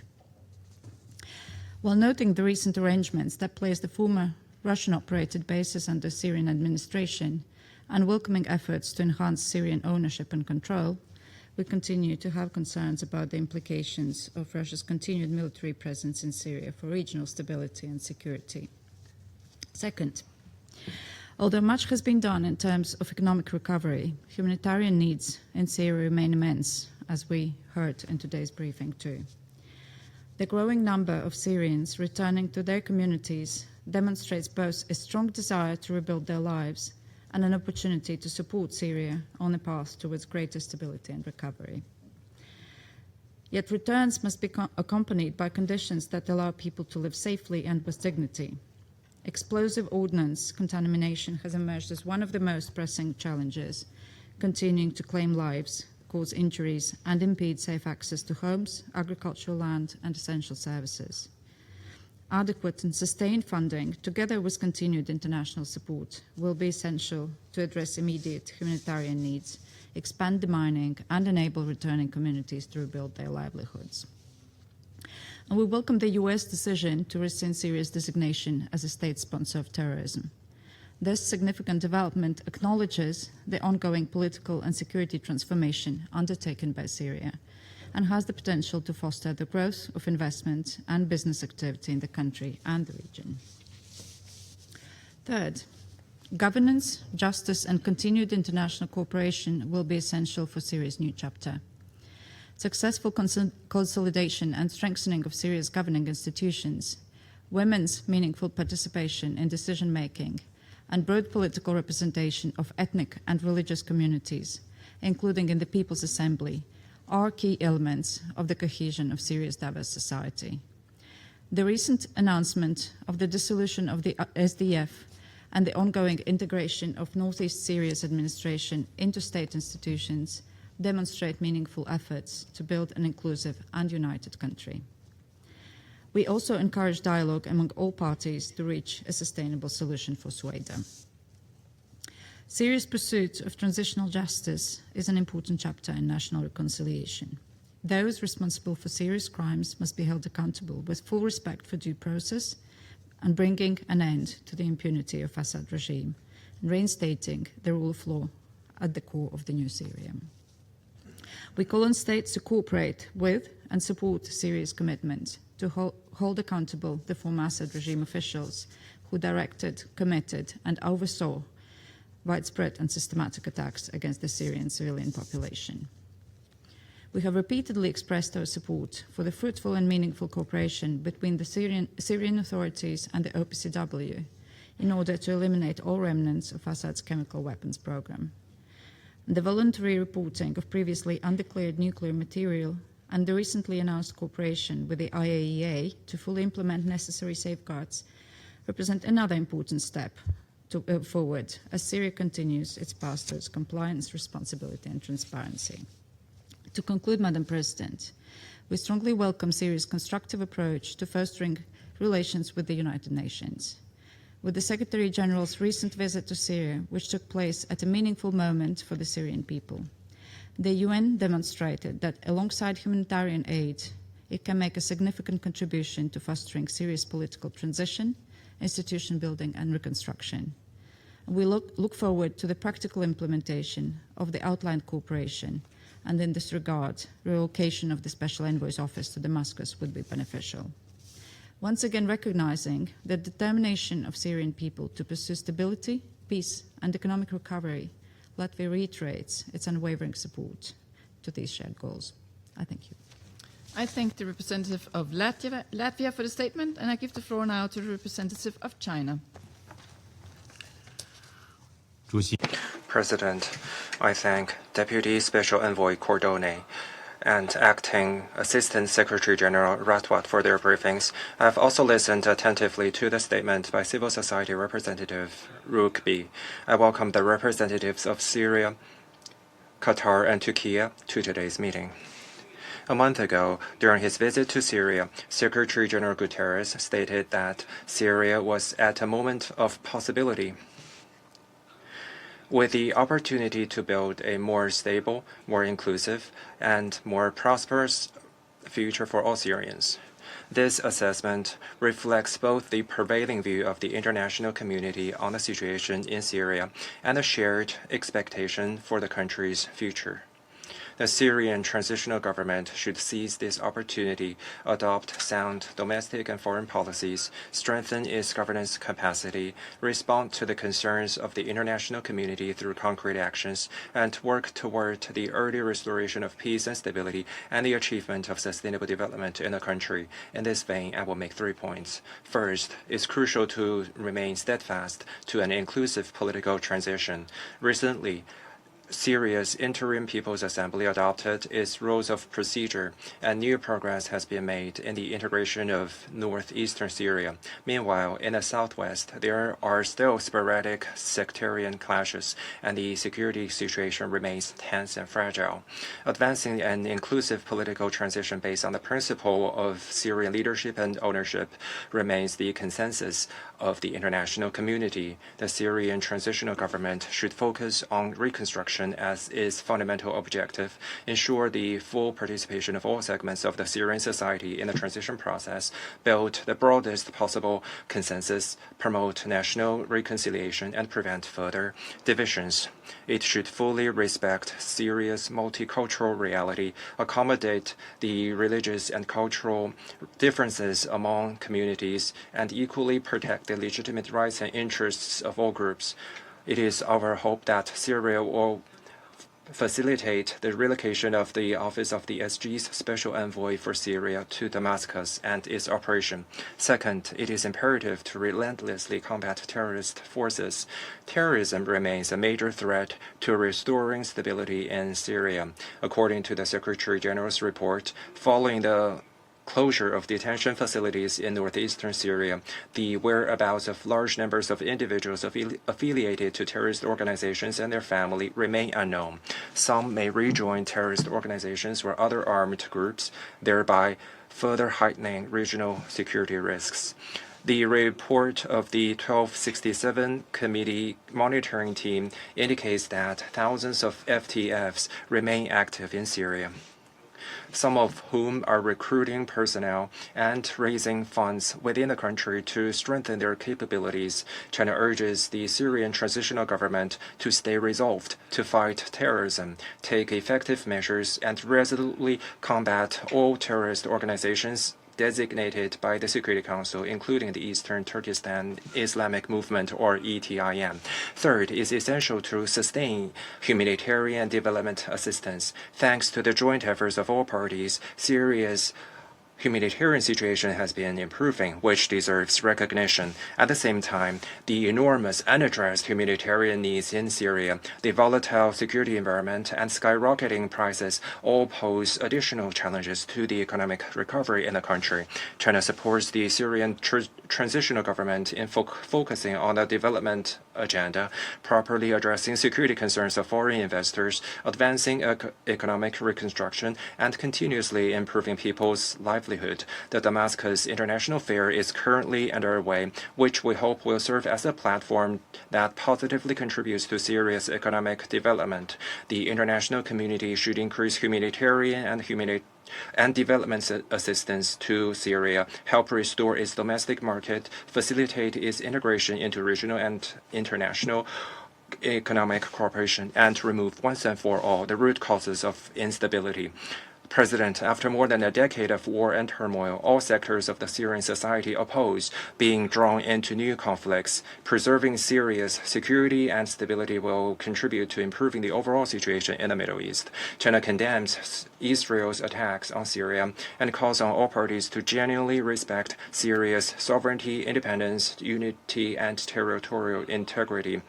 The Golan Heights are internationally recognized as occupied Syrian territory, and parties concerned have an obligation to implement the 1974 Disengagement of Forces Agreement. Israel should withdraw from Syrian territory as soon as possible.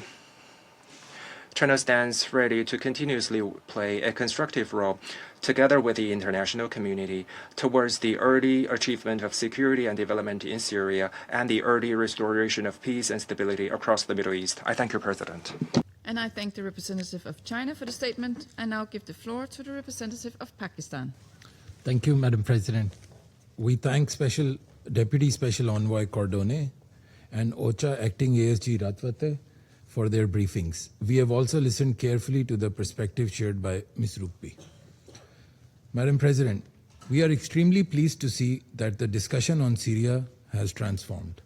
After years of conflict, fragmentation, and humanitarian emergency in the country, there is now a genuine opportunity to focus on stabilization, recovery, and return to normalcy. That opportunity must be seized, preserved, and supported. An essential part of this effort is the continued consolidation of the Syrian state and its institutions. The integration of the Syrian democratic forces into state structures is an important development in that regard. Alongside this, we are heartened to witness the significant progress in the political transition, continuing to broadening participation, strengthening national cohesion, and responding to the aspirations of the Syrian people. Ultimately, sustainable stability can only emerge from a peaceful, inclusive, Syrian-owned and Syrian-led political process. The visit of Syria's foreign minister to Pakistan last week, at the invitation of our Deputy Prime Minister and Foreign Minister, reflected the renewed commitment and momentum in our long-standing brotherly relations. Both sides expressed their determination to deepen political engagement and expand cooperation in areas of mutual interest. The same spirit of constructive engagement is being witnessed internationally. The easing of economic restrictions on Syria, including the lifting of sanctions and designations by the United States, has created greater space for economic recovery and international reintegration. Increasing cooperation and investment from countries in the region and beyond has provided further reason for optimism. The measure of success, however, will be whether these developments translate into economic activity, accelerate reconstruction, and bring tangible improvements to the lives of people, all of which is on a positive trajectory. This is particularly important because the humanitarian situation has not fully abated. Millions continue to depend on assistance. Humanitarian support must therefore be sustained even as greater attention is devoted to recovery and reconstruction. Syria's emerging stability must also be protected against terrorism. Daesh and foreign terrorist fighters continue to pose a serious threat. Coordinated counter-terrorism efforts remain essential to prevent its resurgence and preserve Syria's hard-won stability. At the same time, the difficult legacy of the conflict must be addressed through transitional justice, pursued fairly, impartially, and in a manner that contributes to national reconciliation. We also recognize the wisdom shown by the Syrian leadership in a region experiencing heightened tensions and confrontation. Syria has prudently sought to avoid being drawn into a wider conflict. Against all this backdrop, Israeli military escalation against Syria is deeply concerning. Pakistan strongly condemns the attack carried out by Israel on Abu al-Duhur airbase in violation of international law. Full respect for the 1974 disengagement agreement must be ensured, alongside the complete withdrawal of Israeli forces from all occupied areas. These are essential steps to prevent further escalation and safeguard regional peace and stability. We also reiterate that the Syrian Golan is an occupied Syrian territory, as reaffirmed by Security Council Resolutions 338 and 497. Pakistan reiterates its full support for the sovereignty and territorial integrity, as well as peace and prosperity of Syria. Syria has endured more than a decade of devastating conflict. Syria's priority today is to move decisively towards a future of unity, stability, and prosperity. And Pakistan will continue to stand with the brotherly Syrian people in that endeavor. I thank you. I thank the representative of Pakistan for the statement, and I now give the floor to the representative of Colombia. Thank you very much, Madam President. Colombia expresses its thanks to the Deputy Special Envoy for Syria, Mr. Claudio Cordone, the Acting Assistant Secretary General for Humanitarian Affairs, Mr. Indrika Ratwate, and Ms. Rola Rukbi for the information they have provided today. We also welcome the presence of the delegations that are joining us today in the room. My delegation welcomes the progress that has been seen in Syria's political transition, including the establishment of new institutions and efforts to strengthen the country's governance. The transition is still in a delicate phase and requires sustained support in order to consolidate effective representative institutions that are able to meet the expectations of the Syrian population. In this context, Colombia would highlight the visit of the Secretary General of the United Nations to Syria on the 25th and 26th of July, the first one since 2009. This visit reflects the United Nations' commitment to supporting the transition, and it sends a positive signal of support for this process, which is led by the Syrians themselves. Moreover, Colombia believes it is essential for the United Nations to continue to play an active role and a proactive role in the strengthening of this new phase, and calls for more progress to be made in discussions related to the possible relocation of the Special Envoy's office in Damascus. Madam President, Colombia expresses its concern over the persistent security challenges, including the threat that Daesh continues to pose to Syria and the region. Attacks seen in the month of July, including the attack that the Syrian authorities attributed to elements affiliated to Daesh in Damascus, are evidence that terrorist groups continue to pose a threat to the civilian population and to the consolidation of the country's political transition. On the humanitarian front, we note that despite political progress and expectations of double-digit economic growth in 2026, according to the International Monetary Fund, needs continue to be vast. According to OCHA, 15.6 million Syrians continue to need humanitarian assistance and are facing difficulties in accessing basic services, housing, and livelihoods. My delegation takes note of the report on financial limitations facing the humanitarian response in Syria, whose appeal for 2026, the OCHA appeal, is currently about 30% funded. Colombia therefore highlights the importance of maintaining international support for the humanitarian response. Thank you very much, Madam President. I thank the representative of Colombia for the statement, and I now give the floor to the representative of the United Kingdom. Thank you, President, and I would like to thank Deputy Special Envoy Cordone, Acting Assistant Secretary General Ratwate, and Country Director of Women Now for Development, Rukbi, for their briefings. I also also welcome the participation of representatives of the Syrian Arab Republic, Turkey and Qatar to this meeting. President, after decades of conflict and turmoil, Syria has an opportunity to move towards a peaceful, stable and prosperous future. The United Kingdom welcomes Secretary-General Guterres' successful visit to Damascus. This was a milestone in Syria's political recovery and in the deepening relationship between the government of Syria and the United Nations. We hope that cooperation will continue to strengthen, including through the timely relocation of the Special Envoy's office to Damascus. We also welcome the recent announcement of the dissolution of the Syrian Democratic Forces into central government structures. This is an important step towards a peaceful, stable and unified Syria. The United Kingdom fully supports Syria's territorial integrity and sovereignty, and we stand ready to support the government as it continues to strengthen its institutions. Progress within Syria must be matched across the region. We therefore welcome the direct Israel-Syria talks held earlier this week in Jordan. They're a positive step towards long-term peace. We encourage both sides to continue dialogue to strengthen the security of each country and the wider region. Further strikes, such as those in Idlib last week, risk undermining Syria's hard-won progress at this pivotal moment. President, last week marked 13 years since the horrific Ghouta attack.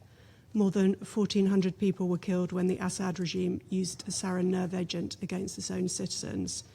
Today, we remember the victims and their families. The United Kingdom remains unwavering in its opposition to the use of chemical weapons by anyone, anywhere, under any circumstances.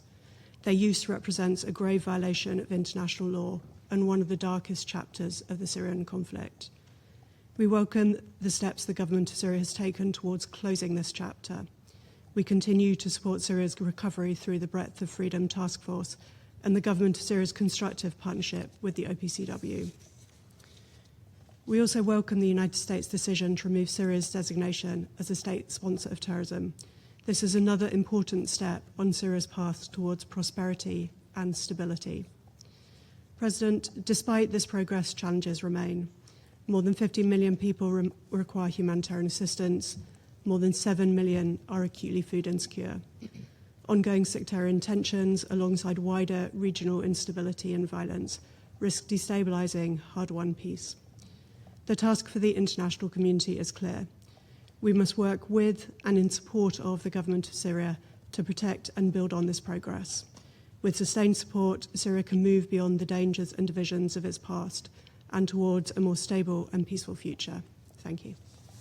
I thank the representative of the United Kingdom for the statement, and I shall now make a statement in my capacity as the representative of Denmark. And let me start by thanking Deputy Special Envoy Cordone and Acting Assistant Secretary General Ratwati for their briefings. I also wish to thank Ms. Rugby for her strong messages today and for her incredible courage and impact throughout the Syrian uprising and beyond. I also wish to welcome the permanent representatives of Syria, Qatar, and Turkey to our meeting. Colleagues, the Secretary General's visit to Syria in July was historic and represented a clear sign of the UN's strong support for Syria. As we heard, he returned with a positive message about the hope and the opportunities he experienced during his visit, a far cry from the dark, sobering statements that for years characterized the Syria discussions in this Council. The government of Denmark is planning to soon reopen the Danish embassy that was closed for security reasons during the height of the uprising in the summer of 2012. The decision to reopen the embassy shows Denmark's willingness to engage with and support the new Syria.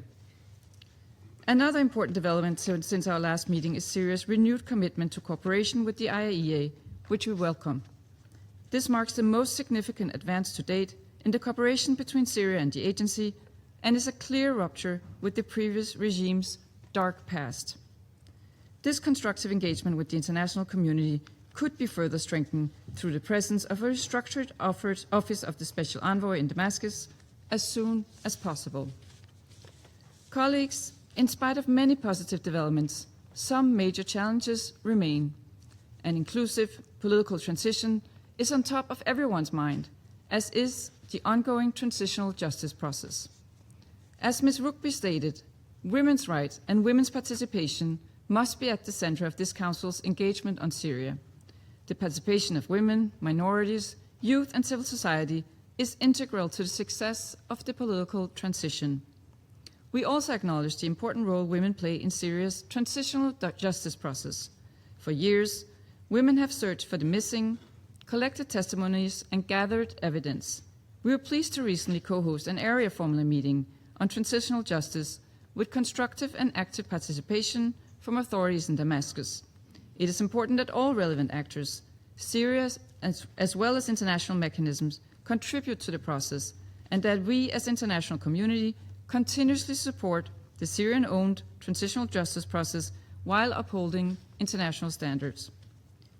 Beyond Syria's long-term political transition, the needs of its people remain immense and immediate, with 15.6 million people in need of humanitarian assistance.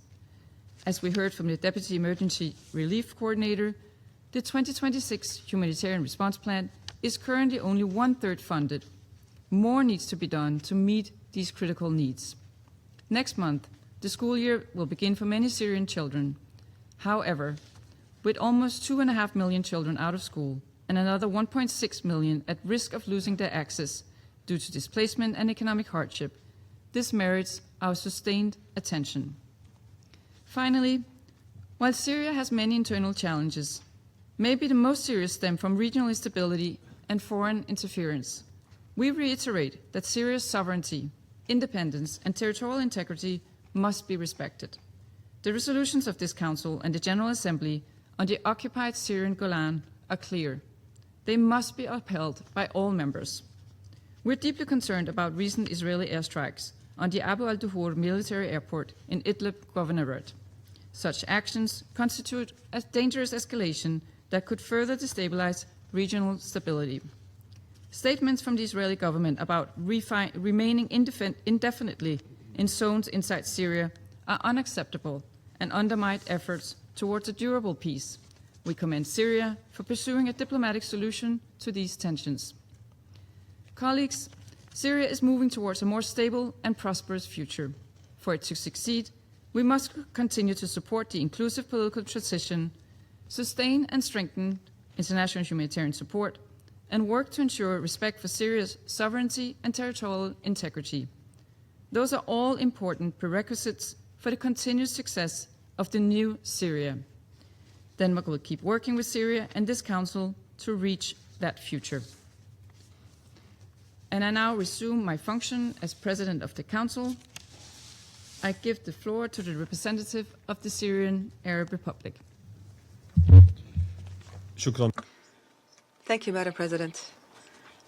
I would also like to thank the members of the Security Council for their continued support for the new Syria. I thank you for your leadership of the Council for this month, and today's meeting coincides with the visit of the Minister of Foreign Affairs of Denmark to reopen the embassy in Damascus soon. I would also like to renew my appreciation to the briefers for their continued support for Syria and the Syrian people, men and women. I thank Ms. Rula from the civil society for the briefing that she gave, and I am pleased that you and the Secretary General saw for yourself at Damascus how new Syria embraces the civil society and hears its voice. This society played an important role in the revolution, and we hear their voices clearly in the Council and in the country. Madam President, I will begin my statement today by speaking of the end of an era and the beginning of another, and this is reflected in 3 milestones that happened during this month alone. Colleagues, ladies and gentlemen, with the visit of the Secretary General, Mr. Antonio Guterres, to Damascus, an era of tension between the United Nations and Syria has come to an end. In that visit, we crowned a new phase that began after liberation, a phase whose title is Partnership. Secretary General witnessed the success story that is being written by Syrian men and Syrian women after long years of struggle and sacrifice. He saw firsthand in the field the achievements that Syria has made in confronting the challenges that it faces. He met with the United Nations forces, UNDOF, and he met with the people of southern Syria who suffer from the Israeli forces kidnapping their sons and daughters and the forced disappearances of their loved ones. Ladies and gentlemen, dear colleagues, with the visit of the United Nations High Commissioner for Refugees to Damascus, to Syria, The era of displacement and refugees has come to an end, and a new era began, one entitled Return. Mr. Barham Saleh saw for himself what he witnessed, a historic turning point that the country now stands at. He called for seizing the opportunity created by the return of more than 3 million Syrians through the international community's investment in recovery services and livelihoods. However, strengthening this return and making it a sustainable one requires continued support for Syria's recovery and stability. Colleagues, with the visit of the Director General of the IAEA to Damascus, the era of ambiguity ended and a new era began, one called clarity. The visit of Mr. Grossi represented the most significant progress in the history of cooperation between Syria and the IAEA in addressing issues inherited from the former regime. It opened a new phase of broader cooperation, including in the peaceful uses of nuclear science and technology in support of national development priorities. Madam President, the new Syria continues its return to the international community. After 47 years, Syria's name was officially removed from the U.S. list of state sponsors of terrorism. We extend our sincere thanks to His Excellency President Donald Trump for his vision and for what we achieve and what we can hope to achieve once the handcuffs are removed. The shackles are removed. Likewise, with the Russian Federation, an understanding has been reached that lays a foundation for a new phase in historic relations between our two countries and our two peoples that is based on shared interests. These days, we commemorate the 70th anniversary of diplomatic relations between Syria and China, amid a steady development of relations between the two countries. And as our colleague, the Permanent Representative of Pakistan, noted, the recent visit of the Foreign Minister to Pakistan, the first of its kind in many years, this visit has restored momentum to bilateral relations and opened new horizons for political cooperation and economic and trade cooperation as well. Colleagues, we have ended an era called an era of isolation, and we began a new era called openness. Madam President, yesterday, our mothers' tears fell before the executioners of the former regime. They were tears of grief, helplessness, and pleas for mercy. Today, our mothers shed tears before the executioners of the former regime, now behind bars. Their tears are tears of joy, of victory, and of dignity. The judiciary has issued its rulings against Bashar al-Assad, Maher al-Assad, Atif Najib, and a number of figures from the former regime for the violations and crimes they've committed against Syrian women and men. These trials were fair and impartial. They were attended by the victims' families, journalists, representatives of the international community, and international organizations.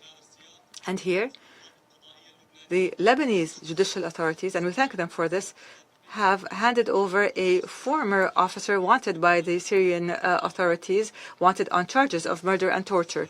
And from this platform and Security Council, we renew our call to all countries to cooperate with Syria in pursuing fugitives and supporting the course of transitional justice, because handing them over will protect other countries from the consequences of their criminal activities.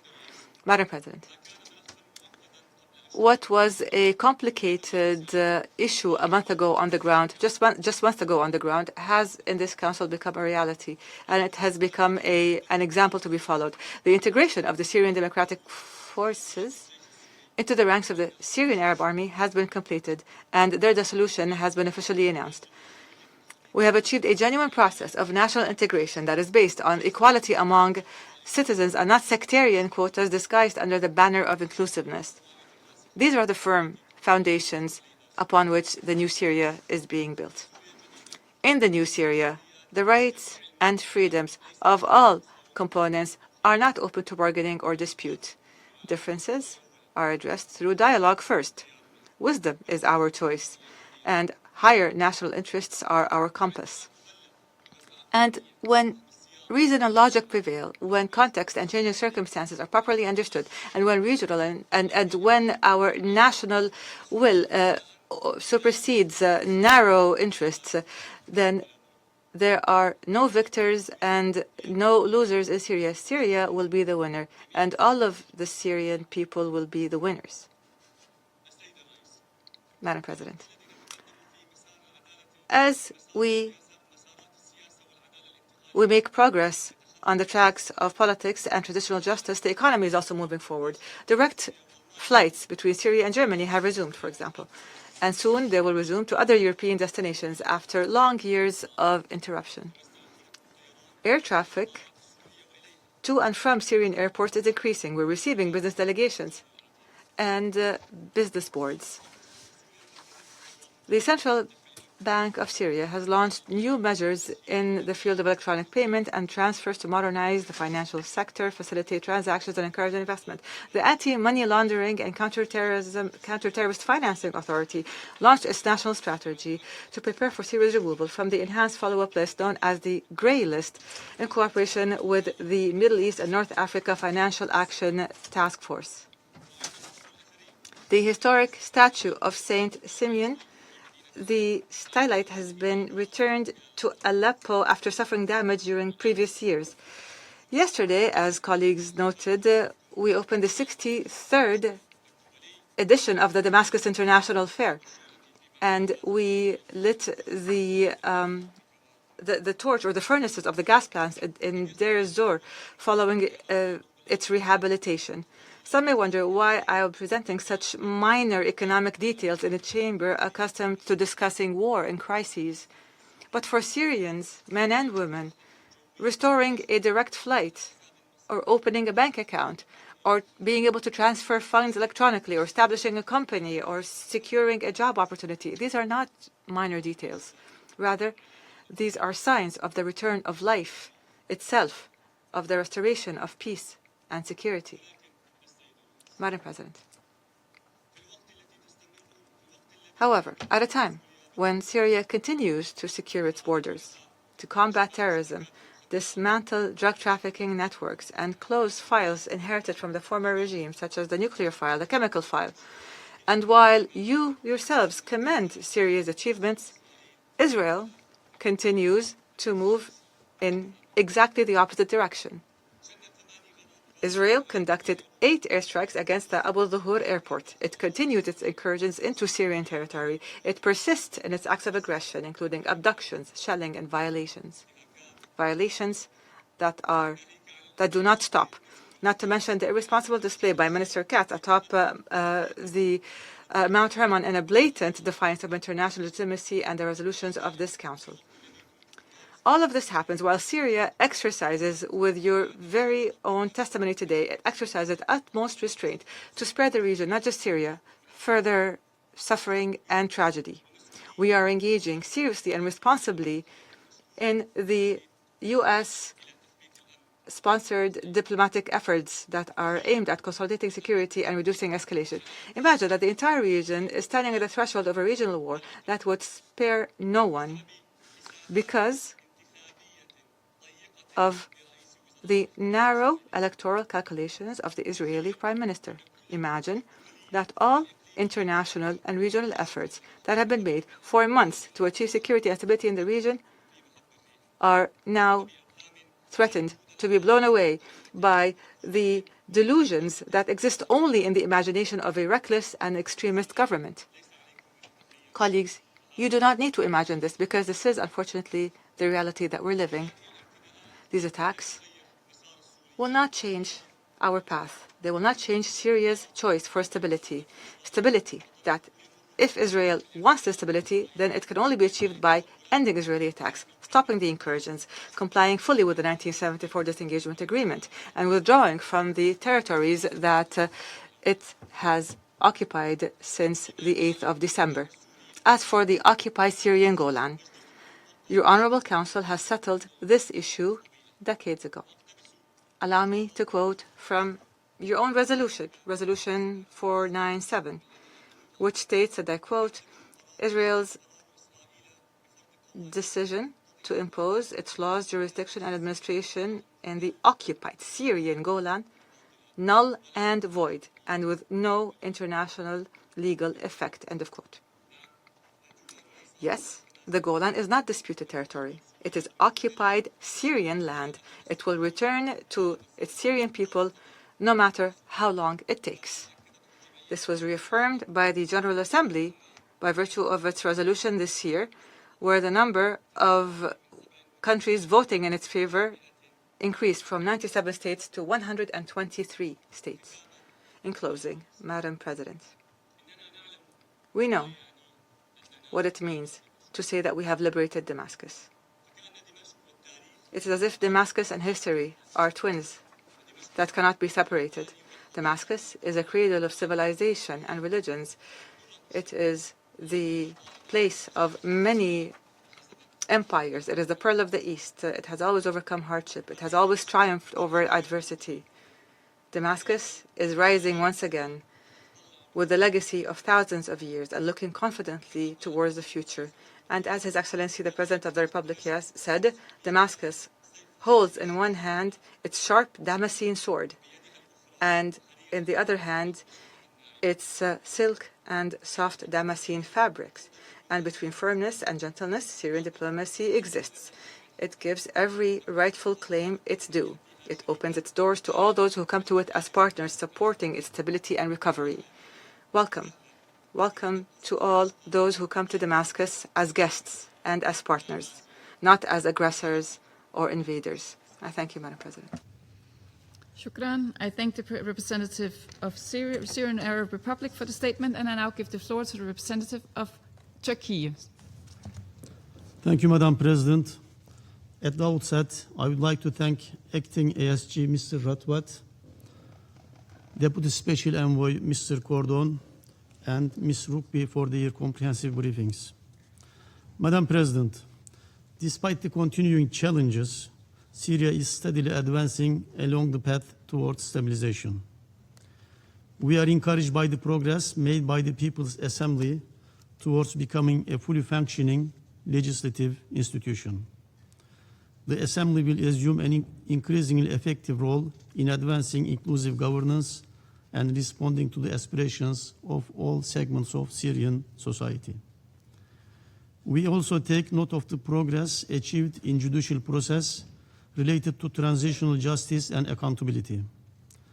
Sustaining momentum in these areas will be essential to strengthening public confidence in the state institutions and advancing an inclusive political process. Madam President, Syria's constructive engagement with the international community is equally important. In this regard, we welcome the recent visit of International Atomic Agency Director General Grossi to Syria and commend the Syrian government for its meaningful cooperation with the agency. Building on the progress achieved on the chemical weapons file with the support of OPCW and the Breath of Freedom Task Force, this constructive engagement further demonstrates Syria's determination to address the grim legacy of Assad regime and to fulfill its international obligations. International community should continue to support and reinforce this positive trajectory. At the same time, sustaining reconstruction and recovery efforts and bringing the integration process to a swift and successful conclusion remain essential to consolidating lasting peace, security, and stability throughout Syria. Syria deserves congratulations on these areas. We also welcome the decision of the USA to remove Syria from the state sponsors of terrorism list. We commend the constructive approach of the US administration and congratulate the Syrian government and people. We believe that this decision will give further impetus to efforts to advance Syria's economic recovery and reconstruction, strengthen Syria's ties with the international community, and establish lasting security and stability in the country. However, Israel continues to undermine this positive trajectory through its reckless attacks and destabilizing actions against Syria. The recent airstrikes on the Abu al-Duhur air base constitute yet another example of such actions.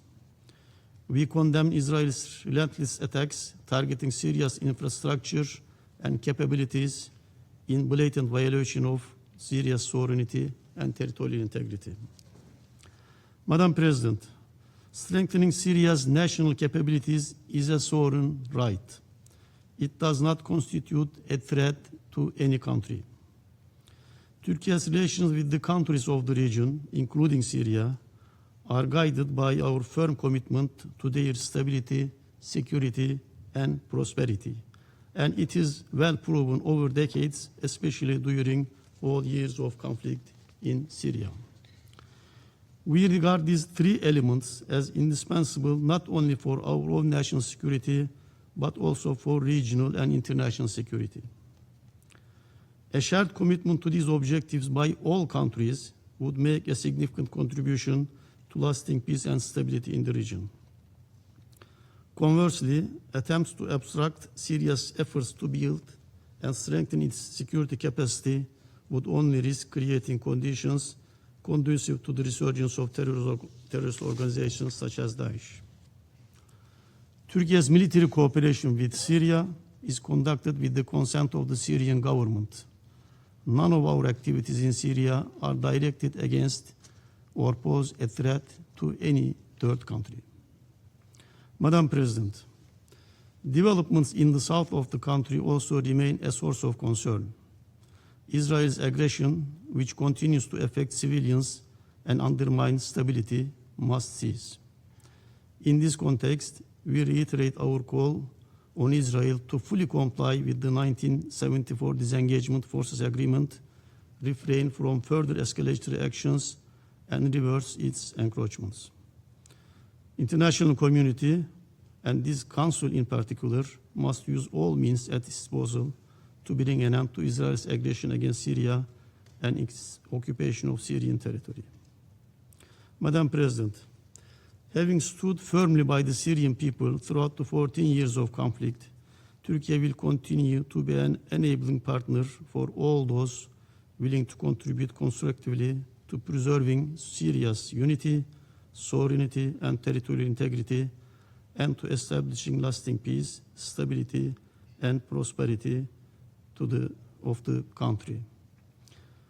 Madam President, I will happily accept invitation by Syrian Permanent Representative to return to Damascus after 20 years as a diplomat. Thank you.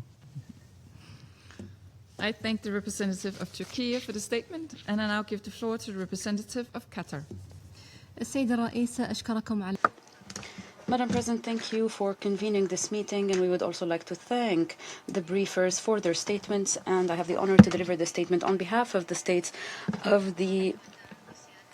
members of the Group of Arab States. At the outset, the Arab Group reaffirms its firm position in support of the sovereignty, independence, unity, and territorial integrity of the Syrian Arab Republic. We reject external interference in its internal affairs and any attempt to undermine its security and stability. We affirm that the unity and stability of Syria constitute a pillar of the security and stability of the region. The Arab Group commends the steps taken by the Syrian government towards extending state authority over its entire territory and in the fields of transitional justice, accountability, and missing persons, as well as efforts to create conditions conducive to the return of refugees and displaced persons. The Arab Group calls for support for the Syrian government in a manner that contributes to the maintenance and promotion of stability. The group also calls for international support and investment and strengthening of economic cooperation to serve the economic recovery and reconstruction process, and also to create the right conditions for the safe, dignified, and sustainable voluntary return of refugees and displaced persons, including services, infrastructure, livelihoods, and demining. The Arab Group calls for the removal of the remaining obstacles that hinder the recovery and economic and international integration of the Syrian Arab Republic. In the same context, the Arab Group appreciates the great role played by states hosting Syrian refugees. We call the international community to increase and expand support to host states, which cannot, on their own, bear this burden on behalf of the international community. That is until refugees return to their country. The Arab Group welcomes the growing cooperation between the Syrian government and the United Nations, which recently culminated in the visit to Syria on the part of the Secretary General of the United Nations and the United Nations High Commissioner for Refugees, as well as cooperation and coordination with the International Atomic Energy Agency and the OPCW. The Arab Group expresses its condemnation and denunciation of the bombings in Damascus and the Damascus countryside and all criminal acts that threaten security and stability. The group commends the measures taken by the Syrian government to address these threats to combat terrorism and terrorist groups, and to maintain security and stability, and stresses the importance of supporting these efforts. The Arab group welcomes the announcement by the United States of America that it will remove the Syrian Arab Republic from the United States list of state sponsors of terrorism 47 years after its designation on the list. We consider this a positive development that supports efforts to achieve stability in Syria and the region. This would also enable political settlement that fulfills the aspirations of the Syrian people. The Arab group strongly condemns Israeli airstrikes targeting the Abu Dhuhr military airport in northwestern Syria. These attacks constitute a serious escalation and a flagrant violation of the sovereignty, security, stability, and territorial integrity of the Syrian Arab Republic.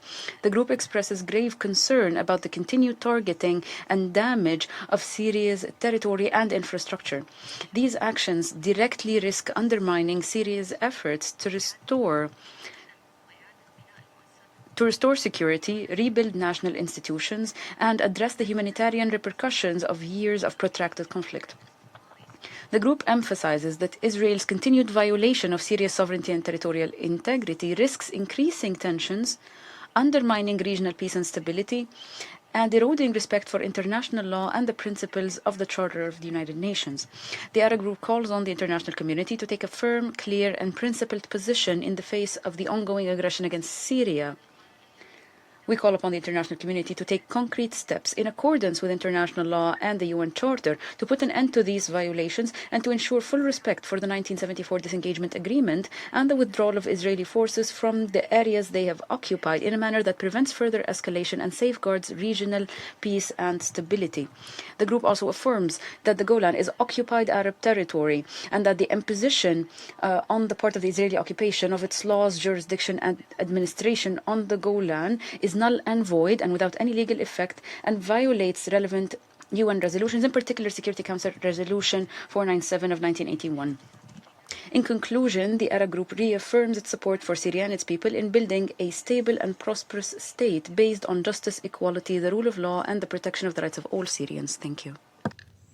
I thank the representative of Qatar for the statement. There are no more names inscribed on the list of speakers. The meeting is adjourned.